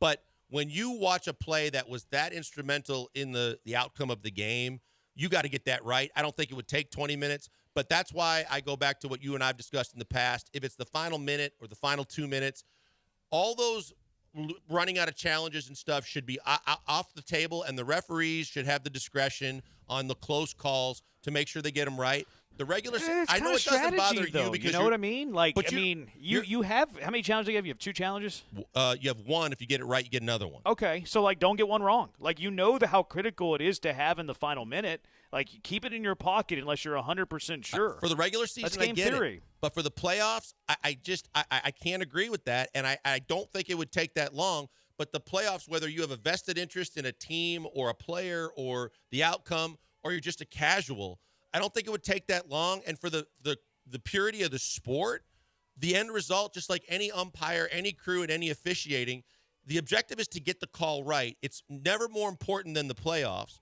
And I believe that's is it though, or is the objective the entertainment value of the game that's going to lead people to watch its game?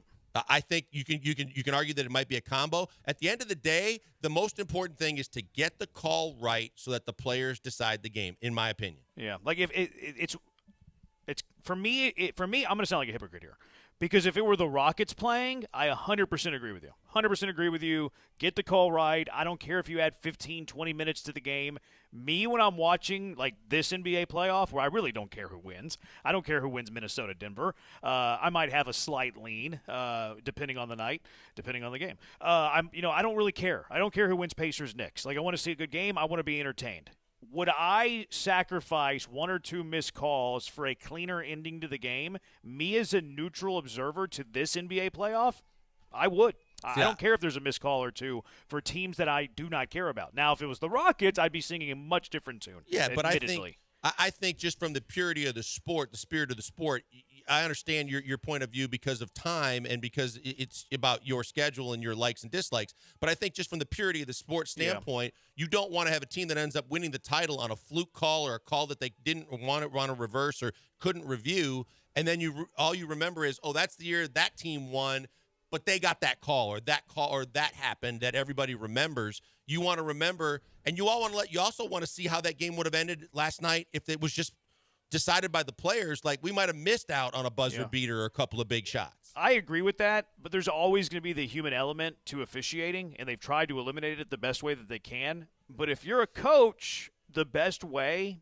to eliminate the possibility of that happen is make sure you have a challenge left with under a minute to go. Until like you even said, and you're right, in the final, I would go as far as to say in the final 2.5 to almost 3-4 minutes of the fourth quarter, everything was going the Knicks' way, and you don't have that many challenges no matter how many calls don't go your way that you know or could see look like they should have been your ball or your call.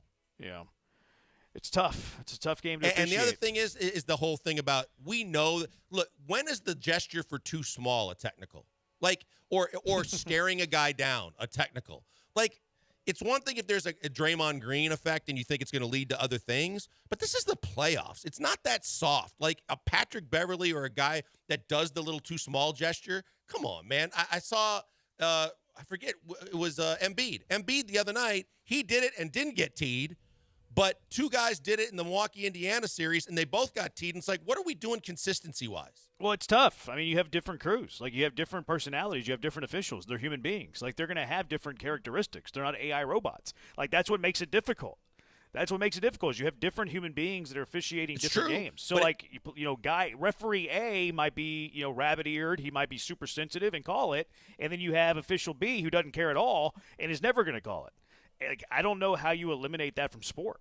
But I think that lately the referees have tried to make it too much about themselves. The fact that we could identify, and obviously take me out of it because I was around it too long to know a lot of these guys' names. But the fact that everybody knows Scott Foster, that everybody knows certain officials, it's not because of the fact that they're making great calls. It's because more times than not, it's because that's the name. It's like the Angel Hernandez. They're getting singled out for the embarrassment of horrible calls. Yeah, but I hesitate there, though. Like, because a guy made a horrible call doesn't mean he's making the game about himself. If you look at some of the calls and you saw the New York, Indiana end, but they're overall. Yeah, I don't think that any of those officials were making it about themselves. I thought there was some missed calls there, but I don't think any of them were like, hey, look at me. But there are some guys that have always and will always make it about themselves as part of it. You're right. Maybe that's the human element too, but it should never be about them. That gets down to the bottom line of what we started the conversation. Let the players on the floor decide the game. Yeah. Like that's ridiculous that they played that big a part in that many games in the last week. It's just it's difficult though. Like it's easier said than done. It's easier said. Let the players play the game is much easier said than done. Because it's much easier said than done. You mentioned the human element. Do you believe that crowd and that New York crowd and that home crowd influenced their calls last night late? I think that it can. Yeah. I think it can too, and that's not supposed to be the case, but. But it doesn't have to be every official that's there either. Like the one official who made the call where Brunson tried to throw it off the pacer and then it ricocheted and hit him. Like that's a good gutsy call on the in Madison Square Garden that went against him. Mm-hmm. The call that was like the one that you said that had to be reviewed, that was an obvious call where Brunson dribbled it off the back of the defender's calf. Yeah. That he originally made that call against the Knicks.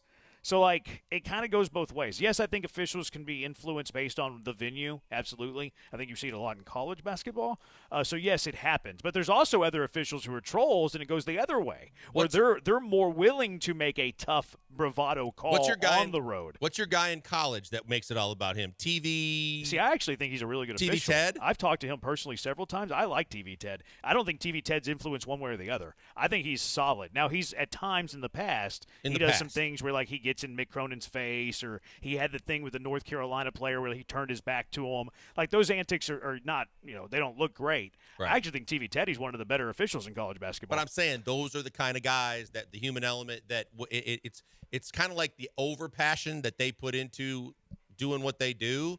It's like Joe, But his isn't about calls. Like he's not influencing the call. It's his antics whenever there's not run a play. Like this is like after a dead ball. This is before an inbound. Like it's not influencing the game, making a call one way or the other. But if Joey Crawford throws Tim Duncan out of the game because he was on the bench chuckling. Yeah, he was one of those guys. I agree. And Jake O'Donnell never reffed another game because he had it out for Clyde, and it was obvious.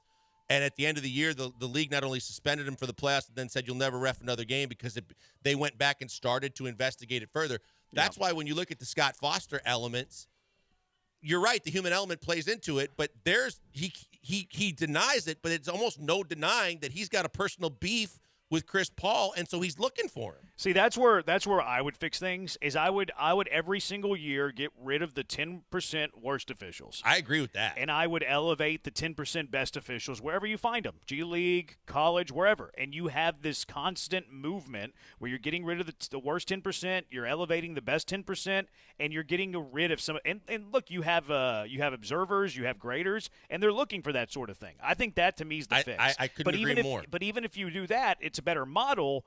But they're never going to be perfect. They're going to have critical calls that they miss in big spots because that's life. They're human. But you're also you're getting someone that's going to stick more to the letter of the law, call the rule the way it's meant to be called, instead of the kind of egos that get built up with years of being that official that everybody knows. That's the part that drives me the craziest. I can live I'm not going to say I can live with a bad call. I still have, grudges with some bad calls. But the thing, I can understand a bad call. I can live with a guy making a bad call. I'm not going to dislike the person because they make a bad call. I might dislike the call, but it's those people that interject themselves like a Joe West type where, okay, Right. like that's where I really get triggered because you shouldn't be behaving that way. So have some sort of model, some sort of system where you trim that out. Because I can live with a bad call. I can't live with, like what you're saying, guys that are literally interjecting themselves and trying to make themselves the show. Can't stand that. All right, 713-780-ESPN, HRP listener line, 713-780-3776. So when the Astros were down 3-0 on Sunday, it was the first time all year I didn't think they'd win the division. Do I still feel that way today? 713-780-3776. Killer Bees, ESPN 97.5 and ESPN 92.5.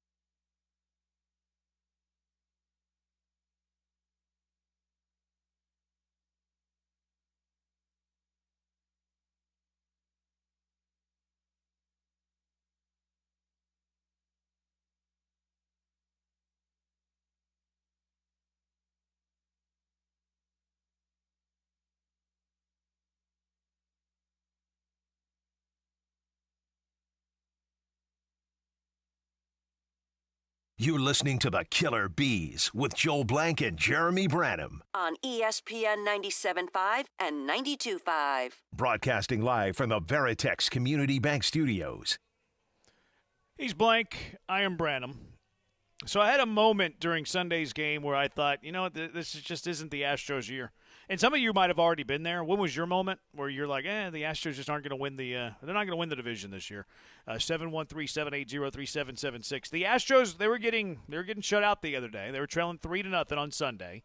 It was the rubber game of that series, and I had a moment with myself. I said, you know what? It's just not in the cards. This Astros team's not going to win the division this year. And maybe some of you are already there. Maybe some of you aren't. Tell us your story, 713-780-3776. The comeback actually revitalized me. I know that they lost the game. Abreu gave up the run in the 8th, and then Hader gave up the home run in the 9th. Mariners win. They take the series. Minute Maid Park doesn't have a reputation dog, et cetera, et cetera. But the comeback actually revitalized me. The Tucker 2-run homer, the Singleton 2-run homer. It's like, okay, this team does have some fight. Yeah, you didn't close it out with your big three, but I think they're going to turn it around. I don't feel the same way I did in the middle of that game, where I felt, this just isn't the Astros' year. The comeback revitalized me. I still think the Astros are going to take this division. I know that sounds crazy. Where are you at with that? Yeah, I haven't had the moment yet where I will concede that it's not going to be their year.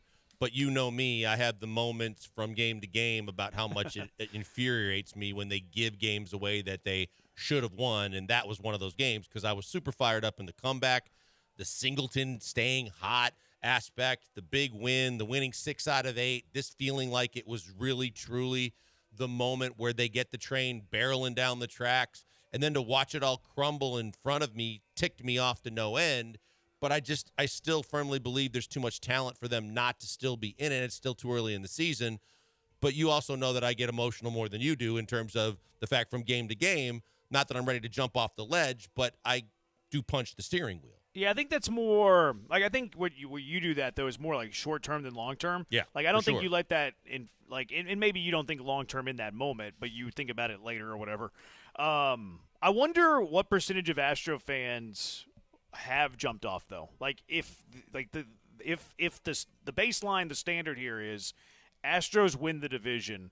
Where do you think Astro fans are from a percentage point of view? Like how many? Because I think we're in the minority here. I think maybe you might be right, but I think that I would say 65% of Astros fans believe they'll make the playoffs, but already have conceded they won't win the division. Okay. Yeah, I think there's only like 30% of us.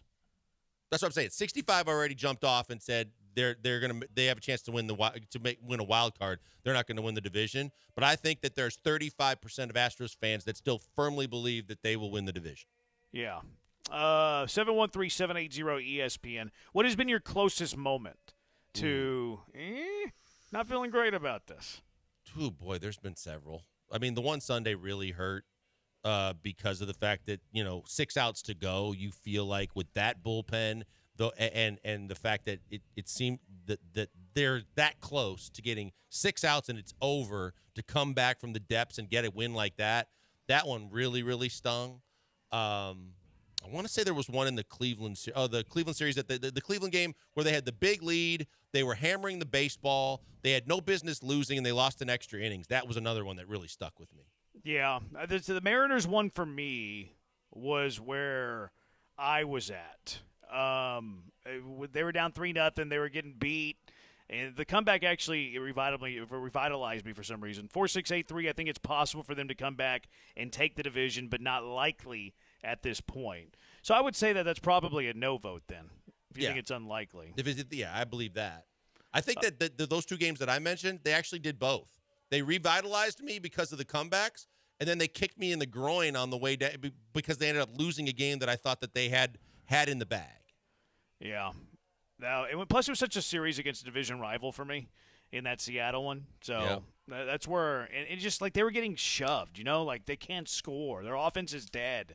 They're lifeless. Yeah, the Saturday game was tough to watch because they were just getting worked. But then to have that happen for the second game in a row in a rubber game, like losing one game in a series and you get shut out, 2-hit or whatever it was, like that's going to happen from time to time. But when it happens in a rubber game for the second game in a row, it's like, okay, against a division rival that currently leads the division, that's where I was like, all right, I'm out. The Mariners just feel like they're better.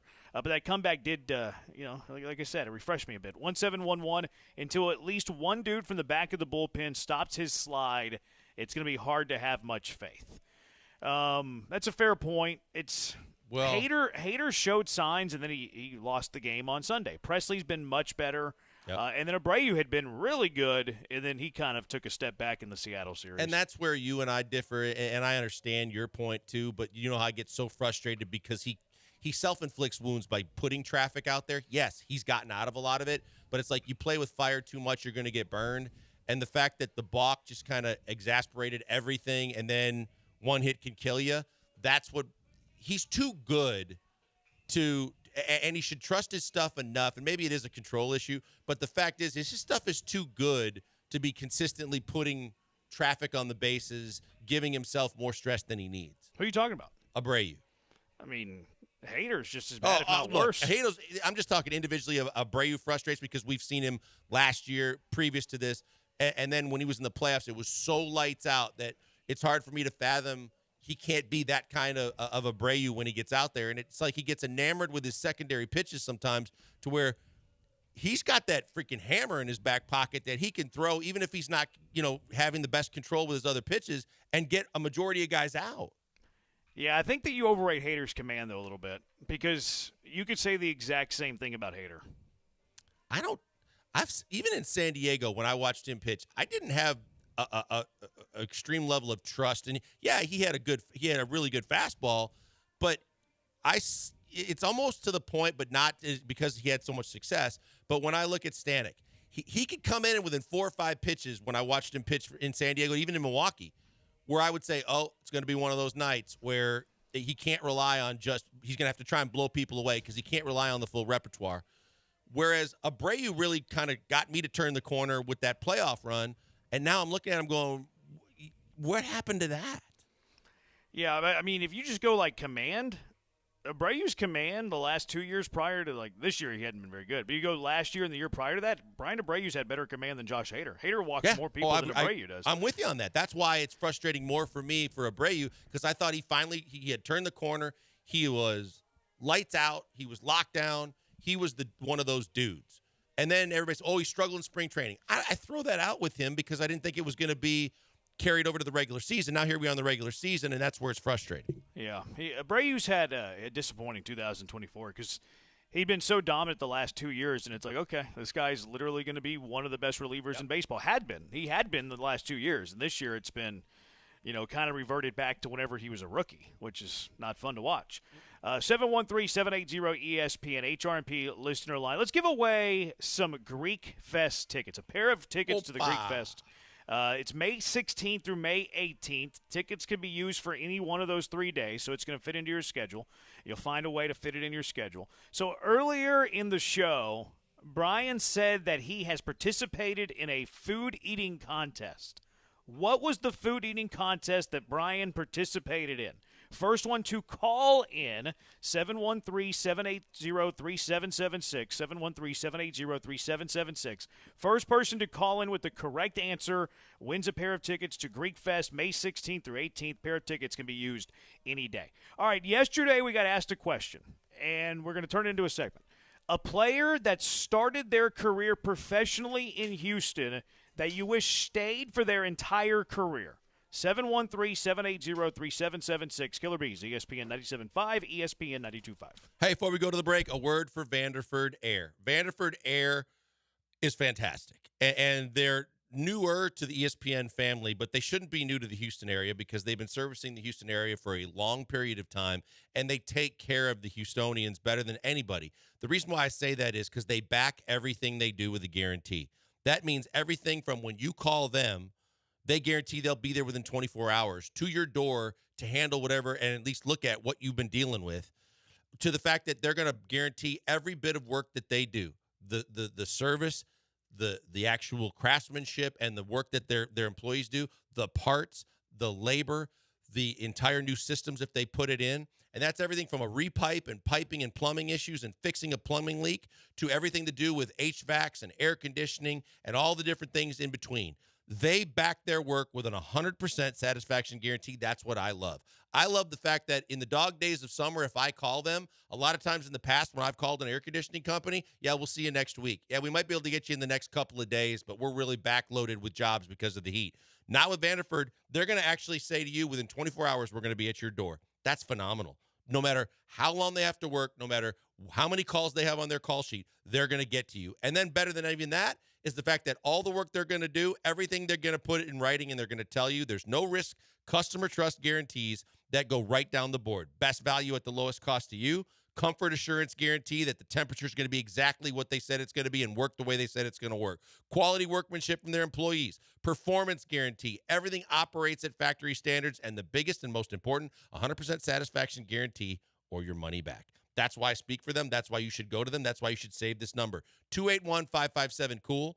281-557-COOL. Lock it in now because it's only going to get hotter, and you're going to need them at some point. Maybe have them check your system before it gets too hot. That's the way to go. Check them out online as well, vanderfordair.com.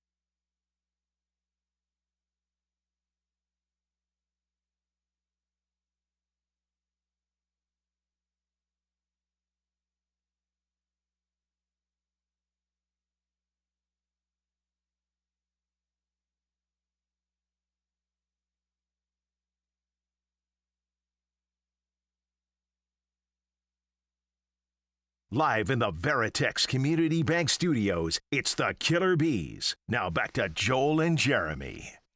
Which player that started their professional career in Houston do you wish would have stayed in Houston for the entirety of their career? A couple on the Twitch already are very good. Behannon says Ken Caminetti. That's a really good one. Caminetti, whenever he was with San Diego, was a stud. Yeah, MVP, right?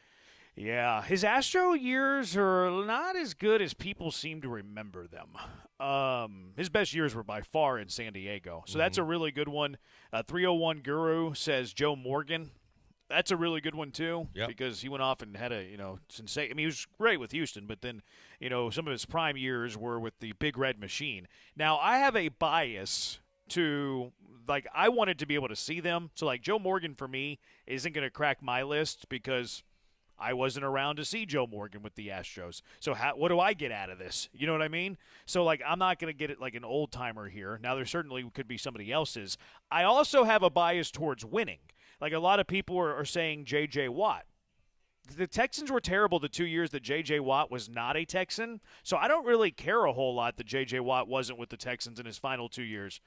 Right now, it might not be his final 2 years, but that's why I personally wouldn't pick J.J. Watt, because the Texans were terrible, and I don't care that much that J.J. Watt finished up his final 2 years in the NFL with Arizona. And on the flip side of that, you might think if you have the winning in mind, then your heartstrings will tell you that guys that didn't have a whole lot left because we discussed this yesterday.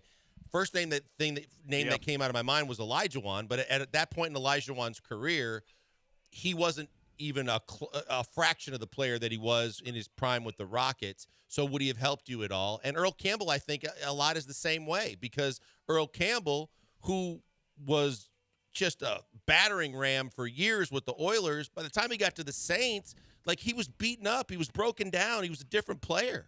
Yeah, he didn't really – he only spent 2 years with the Saints, a year and a half with the Saints. And you're right, he was not nearly the same player. So he wouldn't crack – multiple reasons he wouldn't crack mine. I wasn't alive yet to see it, so why am I going to pick a guy that wasn't alive? I wasn't alive yet to see it. And then I want to win. I want to win games. So I don't want to pick J.J. Watt and then he's on a bad football team for 2 years. That doesn't impact winning. I'm not improving a team. I'm improving a team, but I'm not making that team a winner. So for the Texans, there was several on here that maybe we're not thinking about. How about Mario Williams? Mario Williams, when he went to Buffalo, went 10.5 sacks, 13 sacks, 14.5 sacks in his first 3 years outside of Houston. Is that right? And the first year that he was gone was 2012, when the Texans won 12 games. So, having Mario Williams on that team, you pair him with J.J. Watt, is that a team that maybe gets past?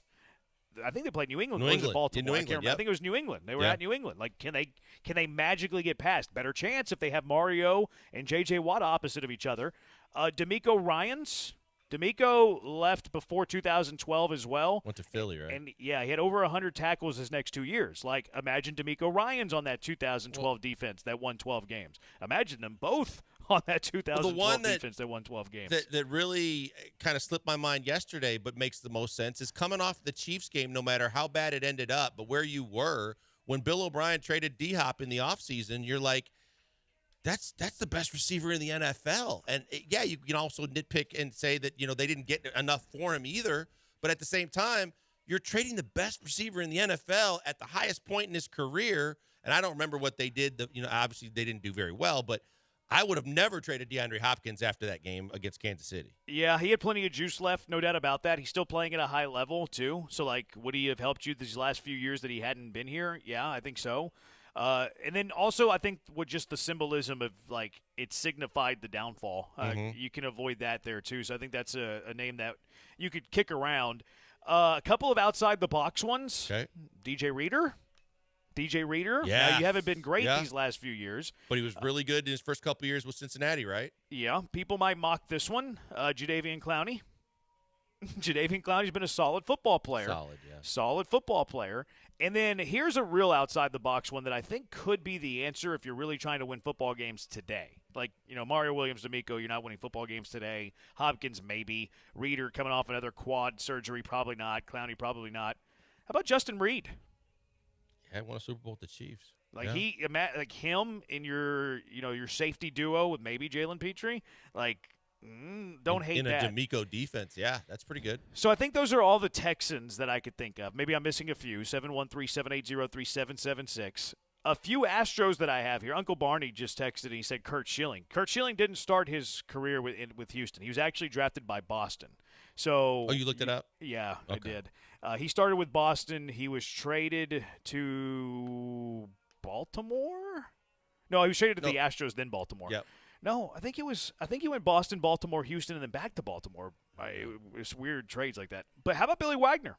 Wagner left after 03. They didn't have Wagner for the 04 and 05 playoffs, and he was dominant up until his retirement.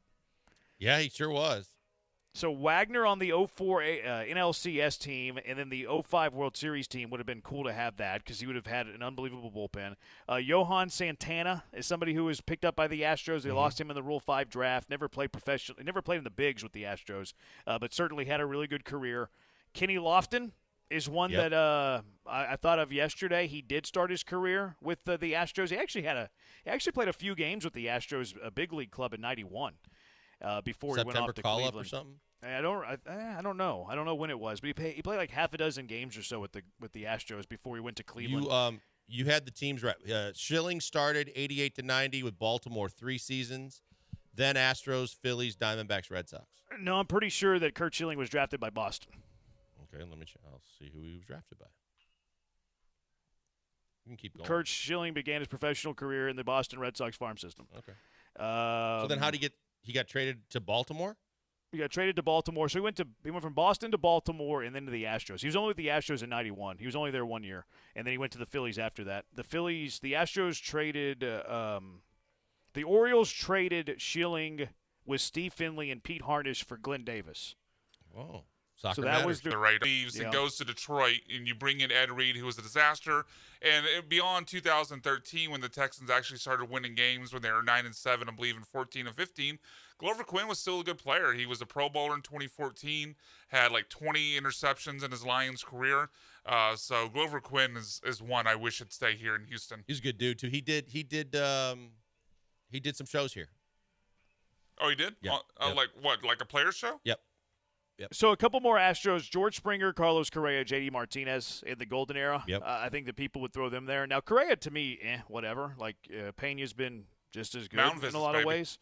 Yeah, Mound Visit's never going to recover. George Springer's not a center fielder anymore, and you have Kyle Tucker, and Tucker's a better player than Springer is now.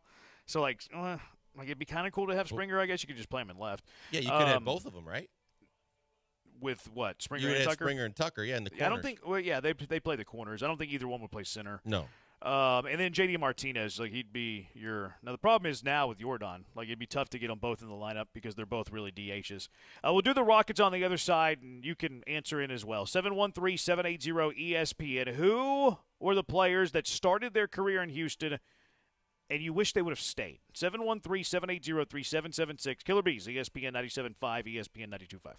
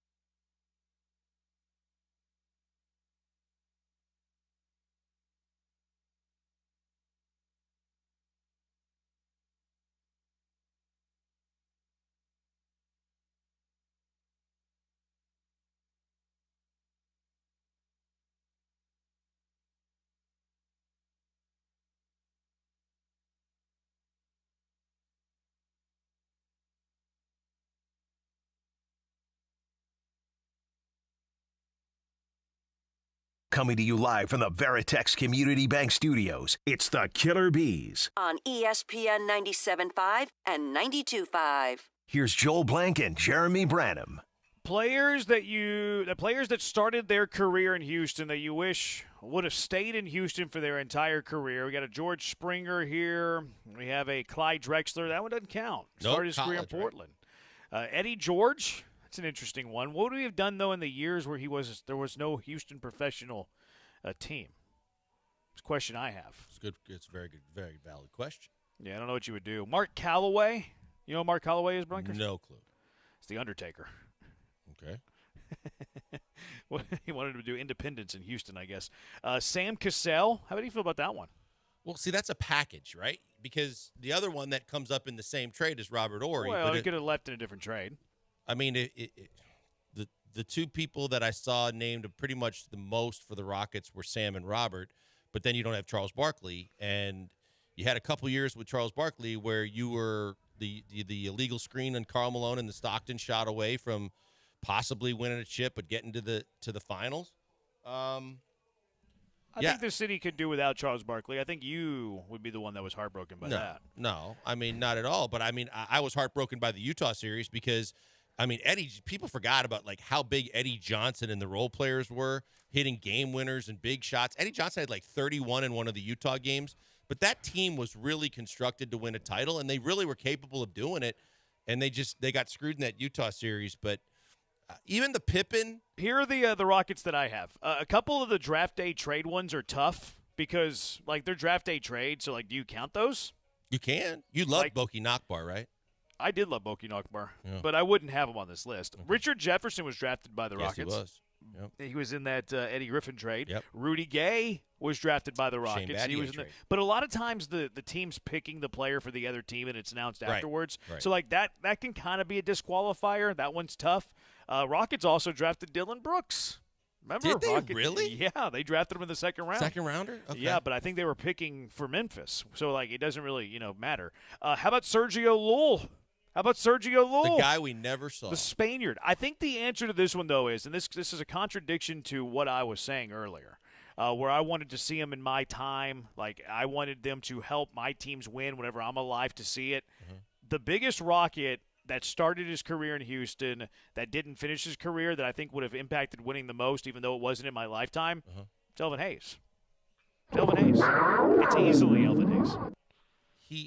He started as a Rocket? First couple of years, I think it was first 2 or 3 years with the Rockets, and then he and Bill Fitch got San Diego, No, right? he and Tex Winter, he got drafted by San Diego. That's right. And then they moved to Houston. And then he was, apparently he got traded because he and Tex Winter didn't get along. I think he only had, 4 seasons? Is that what you said with Houston? I want to say it was less than 4. I want to say it was 2 or 3. I remember because Murph would tell stories of Rudy, Elvin, and Murph going to the San Diego Zoo after training camp in San Diego. 4 years with the Rockets organization. 3 were in San Diego. 1 was in Houston. Okay. And then he got traded because he and Tex Winter were clashing.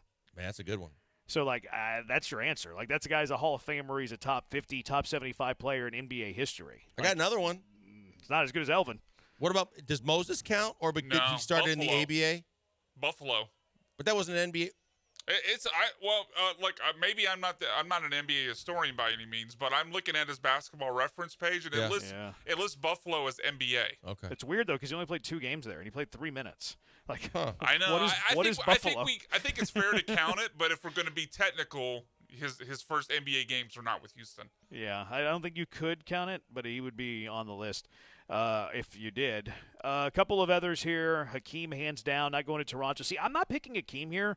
As painful as it was to see him in Toronto, you were lousy whenever he was there, and he wasn't very good anymore. So, like, how much was he impacting winning? Yeah. Not that much. That's more the heartstrings. That's more of the body of work you wanted him to only wear and represent Houston for his entire career. That one's heartstrings more than it is like he's going to impact and bring championships to Houston and all that. Texter Bo says Astros, Billy Wagner. Mike, we mentioned Wagner. He says Mike Hampton. I'm not going to pick Hampton over Wagner. I'm not going to pick him over Caminetti either. I like the Caminetti answer quite a bit. That was a good one. Did DK start here? I don't know. I don't remember if he came up through the Astros organization or not. Daryl Kyle? Yeah, I can't remember. Okay. Yeah, he was selected by the Astros in the '87 draft. Okay. So yeah, he would be a qualifier. He had some good years in St. Louis, did he not? He did. Yeah. He had some. I mean, he was a good pitcher. Yep. Ralph Sampson. He wouldn't be on my list. No, where did he play? No, I mean, he played Sacramento after the Rockets? Well, he had like what four healthy seasons before his body Yeah, his started knees breaking were down. his knees were awful. What are you getting if he stays here? Exactly. 1, 2, 5, 4. Randy Johnson, Clemens, Pettit, Oswalt. Well, the Oswalt would be the only one that you could because Randy Johnson didn't start here. Clemens didn't start here. Pettit didn't start here. And Oswalt, because we had a bunch of Berkmans, a bunch of Oswalts. The thing with Berkman and Oswalt is by the time they were gone, the Astros weren't very good. So you're getting a couple of players to stay in the twilight of their career in your lean years. And again, I don't think that brings you like a title. I don't think that gets you close to a championship. Yeah, no, I think the winning aspect changes a ton of this. What about if we're talking? Sorry, I didn't mean to cut you off there. But what about Hunter Pence as a name? A lot of people texted Pence. I think that you got better than Pence. Like Hunter Pence to me. Okay, this is going to sound terrible. I think Hunter Pence was extremely overrated. Like he was fine. He was all right, but he was a step down from Berkman. He wasn't, and I know it was a few years later. He's not as good as Springer. He wasn't as good as Kyle Tucker. I thought Hunter Pence was always a bit overrated. I would have loved to seen the S2E test between Jake Myers and Hunter Pence. Pence is actually no, he's pretty sharp. Pence is like a nerd. Are you basing that because he walked through the sliding glass door that one time? And the fact that he spent many a night in Midtown chasing bartenders and saying a lot of really not so what was the term you used? I'm not going to call him a buffoon, but not so smart things. Nolan Ryan, he wouldn't count. He didn't start his career here. Somebody said Marcus Morris. Oh, Come stop. on. Oh, get out of here. How is Marcus Morris even a name that's being brought up? How about Owen Daniels? I mean, but he didn't do it once he got out of here. What did he, Denver? Was he good? I think I know you don't care about Pro Bowls, but I'm pretty sure he made one Pro Bowl in Denver. So he's at least decent. With Peyton Manning as his quarterback? I guess it would have had to have been Peyton Manning, yeah. Dwayne Brown. That's a good one. That is a good one. Brandon Brooks was another one that some people mentioned. Dwayne Brown was just more of the whole, he got sideways with Robert McNair. Royce White. Oh, stop. He could ride his bus everywhere. Yeah. Chandler Parsons? Nah. No. I'm not going Chandler Parsons. They dodged a massive bullet with Chandler Parsons based on the microfracture surgeries and all the overpaying he got. He got completely paid to just not play most times. I think Brandon Brooks is a pretty good underrated one, actually. For Texans? Guard. Texans have never been super strong at guard. He spent, what was it, 10 years in the league, something like that. It was just always really productive. That would be a good outside-the-box one. Yeah. This guy says Mike Conley.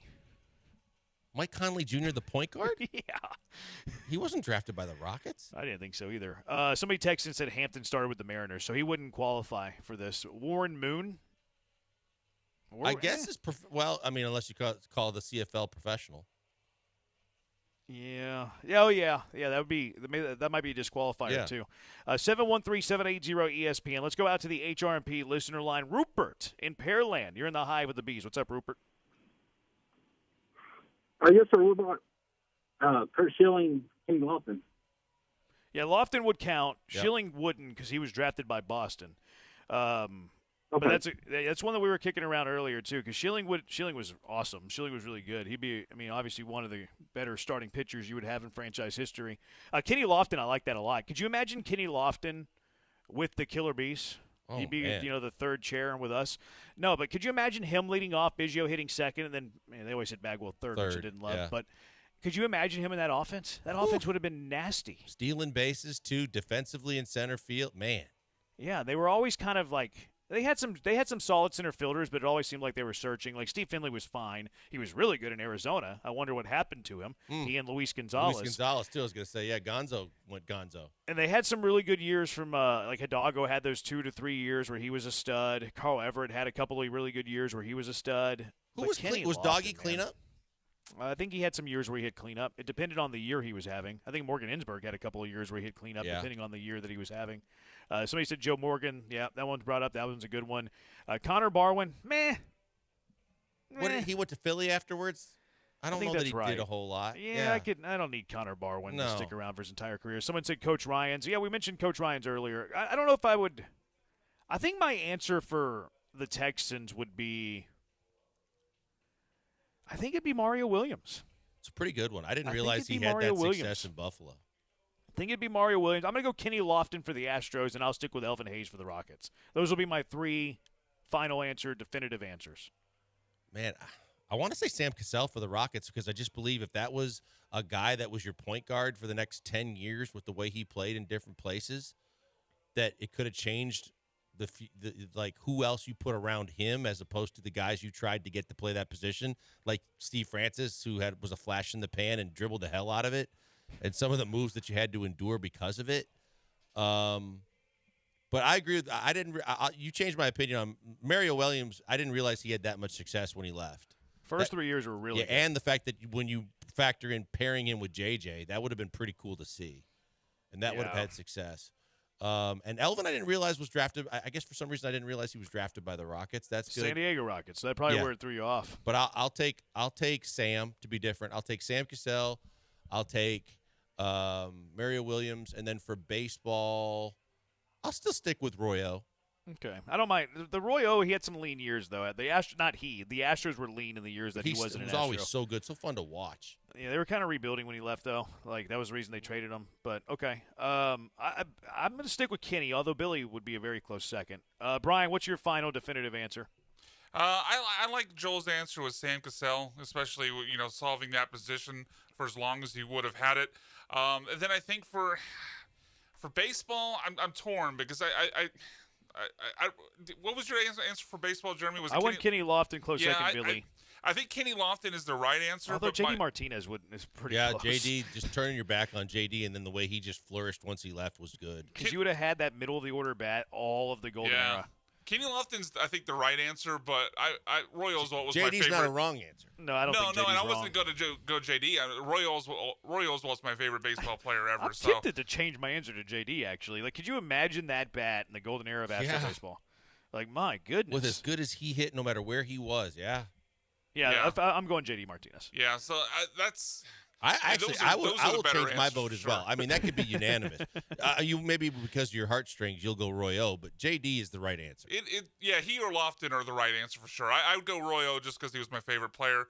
And then football, I think Mario Williams is the right answer, but maybe this doesn't actually buy you anything because when he was left, he was coming off an Achilles injury. But I was always mad that Arian Foster's Texans career ended like he did, where with Bill O'Brien living them in a game that they were down by 20, tearing his Achilles and then getting shipped off, or not shipping off, but going to the Miami Dolphins. Yeah. So I wish that we could rewrite history for how his Texans career ended. He was so good. When he was right, he was so good. All right, 713-780-ESPN. What's your car wreck of the day? What are we nominating for our car wreck of the day? 713-780-3776. Killer Bees, ESPN 97.5 and ESPN 92.5. You got to get some hoops in your life. Pro Dunk Hoops makes the highest quality basketball goals you'll find. Before you know it, we're a few weeks away from the summer, by the way. We're a few weeks away from the kids being home all day long. We're a few weeks from looking for things to do so those kids aren't inside the house all day long and annoying us. How do you do it? A goal from Pro Dunk Hoops. Send them outside. Let them play basketball. Get them a goal from Pro Dunk. They have tempered glass backboards too. True, authentic feel. Breakaway rims. Stainless steel hardware. It's height adjustable anywhere from 5 feet to 10 feet. Their new goal, Thor, by the way, raise and lower the goals with a drill. It's their lightning adjust feature. 5 to 10 feet in a matter of seconds. Easy to do. It's fun to do. Your kids want this. They want something to do during the summer. This is the way to get them out of your hair. Get them outside playing some basketball with a goal from Pro Dunk. We had some nasty weather over the weekend. I was walking through the neighborhood the other day. You know how many basketball goals I saw that were messed up and broken? Almost every single one. I drove by a house that had Pro Dunk. Just fine. Looked perfect. Was outstanding. If you're going to get a goal, don't get one from a big box store. Get one from Pro Dunk Hoops. Their accessories next level. LED light kits for night play. Backstop nets, pole pad lettering, lots more, and you can order everything, including professional installation, online. That's the big selling point, right? You're not great with a ladder. You're not great with a level. Let the pros from Pro Dunk professionally install your goal at the perfect height, perfectly straight. You don't have to worry about a thing. Let the pros at Pro Dunk install for you. Give them a call now, 281-351-9822, and visit produnk.com. That's produnk.com.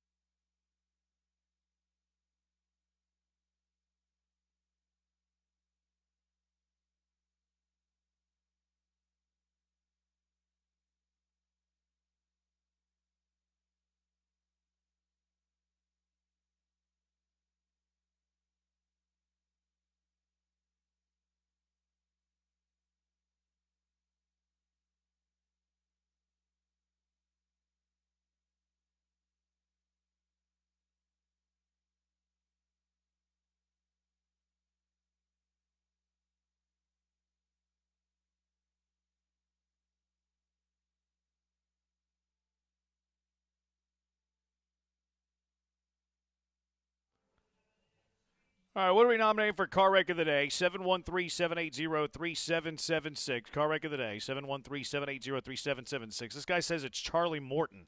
He didn't start his career in Houston. No. He was like with And four he other was so teams. adamant and was like he said with such basically like we were conviction. boneheads for not picking him. He didn't start his career here. You morons, it's Charlie Morton. Was he a pirate? He was Morton. a pirate. He was like 3-4 different teams before the Astros. He wasn't even an Astro until his 30s. Yeah, you It's Charlie Morton. effing. This guy really wants us to do his cash it or trash it. Cash it or trash it, Mario Williams greater than J.D. Clowney. I would cash I'll that, cash yeah. it. I'll cash Certainly it. on if you just measure sacks, way better than Clowney. Yeah, or like peak years. Mario Williams had some peak years that were incredible. All right, Car Wreck of the Day, what are you nominating? One we haven't talked about yet. Jamal Murray. Jamal Murray is a car wreck of the day because of the fact that you're not known as being a hothead, temperamental, but you can't let your team down. You possibly might get suspended next game. You threw a towel at an official, and that didn't work well. So you threw the heating pad onto the floor where two different guys could have slipped and just barely missed, spraining an ankle or worse. You're always thinking about little injuries. You're such a helicopter fan. Go watch that replay and tell me that two guys Think of don't the almost kids. step on that. You can't, for the sake of health of players, there's no freaking way that's not a dumbass move. To It's- throw something yeah. on the court? I mean, I agree with that, but I wasn't worried about anybody like breaking their leg because of the heating pad that was on the floor. This reminds me whenever you were so heated about the water at Minute Maid Park when they water the I infield. still hate that. But I'll tell you this, maybe I'm scorned by the fact that when I was little and I was a ball boy for the Bucks, That's where this we were comes threatened. We were threatened because evidently, well before my time, surprisingly, Jeremy, there was an incident in like the 70s when the Bucks could have won a championship, and one of their players slipped on a towel on the floor, tore his knee up, and wasn't able to play in the playoffs. And we were threatened that we would lose our job immediately if we ever left the towels on the floor. from. We figured You out have- the origin story, yeah, Jeremy. We have. We understand why you're there mentally now. I feel like a therapist. We finally got to I the literally held my breath genesis. twice watching the replay with that thing where two different guys almost stepped on it. I was like, Listen to the gasp. He's gonna tear his ACL on the towel. Yeah. They're gonna break their leg on the wet dirt at Minute Maid Park. no, I just hate the fact that it's unnecessary. I had Jamal Murray here, and just to piggyback off it a little bit too, he didn't talk post game. He didn't talk. He to the didn't at media. all? Oh, that's Nope. weak. Yep. Yeah, so that's he, a little B move. he pulled this Bush League move, and then he didn't talk to the media afterwards. Super Bush League for Jamal Murray. Now, to your point, because I do think this is like stupid, and I do think that it is severe. I wasn't worried about somebody breaking their leg, but I think he should be suspended a game. I think he should too. I hate it because the series is basically over with him not playing in Minnesota, but I think he deserves it. I don't think there's any doubt that he deserves I it. saw, I like- would suspend him a game, no I doubt. think Tim Legler said his only line of defense for forget an apology is saying he was upset swinging his arm with it in his hand and it slipped out of his hand. No, the replay clearly shows he knew what he was doing. And with two different items. Yes. Like, if you do it with one thing, don't necessarily believe you, but maybe in the realm of possibility. But when you do it with the second thing, Both at the same official. Yep. absolutely not. What are you nominating here, Brian? Reishi Rice. I mean, we mentioned it earlier, kind of in passing, but a guy who already is awaiting some sort of punishment from the speeding. The speeding's putting it lightly, but the speeding problem we had Reckless earlier in the driving, offseason. Now he's alleged to have punched a photographer in a Dallas nightclub yesterday. He is a constant car wreck of the day nominee. Let's get him. Let's give him his due process here. Let's get all the details. Maybe the photographer instigated. Maybe the photographer bumped him with the camera. Maybe the photographer dropped it and Rasheed Rice was spraining his ankle on the drop camera. He got mad by that. that would be a concern. Got mad Yes. by that. This doesn't look good though for Rasheed Rice. In all sincerity, a couple of car wrecks on the text line. The rest blowing the two calls at the end of the Pacers-Knicks game. Even if they did own their mistakes afterwards, Josh from Seabrook, did they own their mistakes? I didn't catch the. I didn't see pool the reporter thing. they did admit that they missed the kick. I saw that on the ticker, but I didn't see anything on anything past that. Yeah, you really have no choice but to admit the mistake there, because since he literally didn't kick the Yep. ball. Car wreck of the day would be these people thinking that Ryans, Clemens, Johnson, Pettit, etc. started their career with Houston. Facts. We'll give them the benefit of the doubt, though, that maybe they just didn't hear the question. Maybe they jumped in, mid-conversation. Charlie freaking Morton, you moron. The conviction did crack me up, though. 2180 preemptive car wreck of the day just reminded me we should probably be nominating Brian for car wreck of the day. Oh, yes. It just hit me. He didn't play Ace of Spades. Yeah. For Justin Verlander. He's going to get shelled tonight. And Play he's the been over. pitching well, Brian. Yeah. Brian, I nominate him.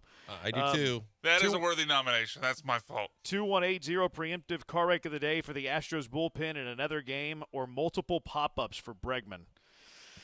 I hope not.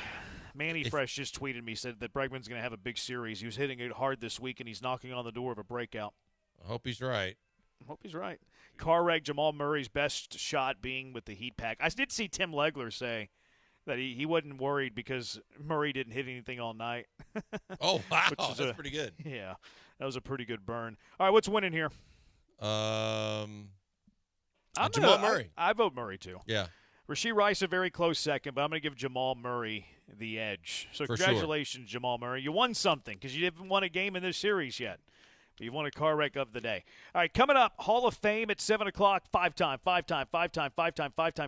champion Booker T and champion of the Killer Bees Fight Club bracket. Space Cowboys at 6:05 over on 92.5. It's going to do it for us. Thanks to Brian for doing all the hard work, except for this segment. He's Blank. I'm Bradham. We'll talk to you tomorrow, Houston. Good night, everybody.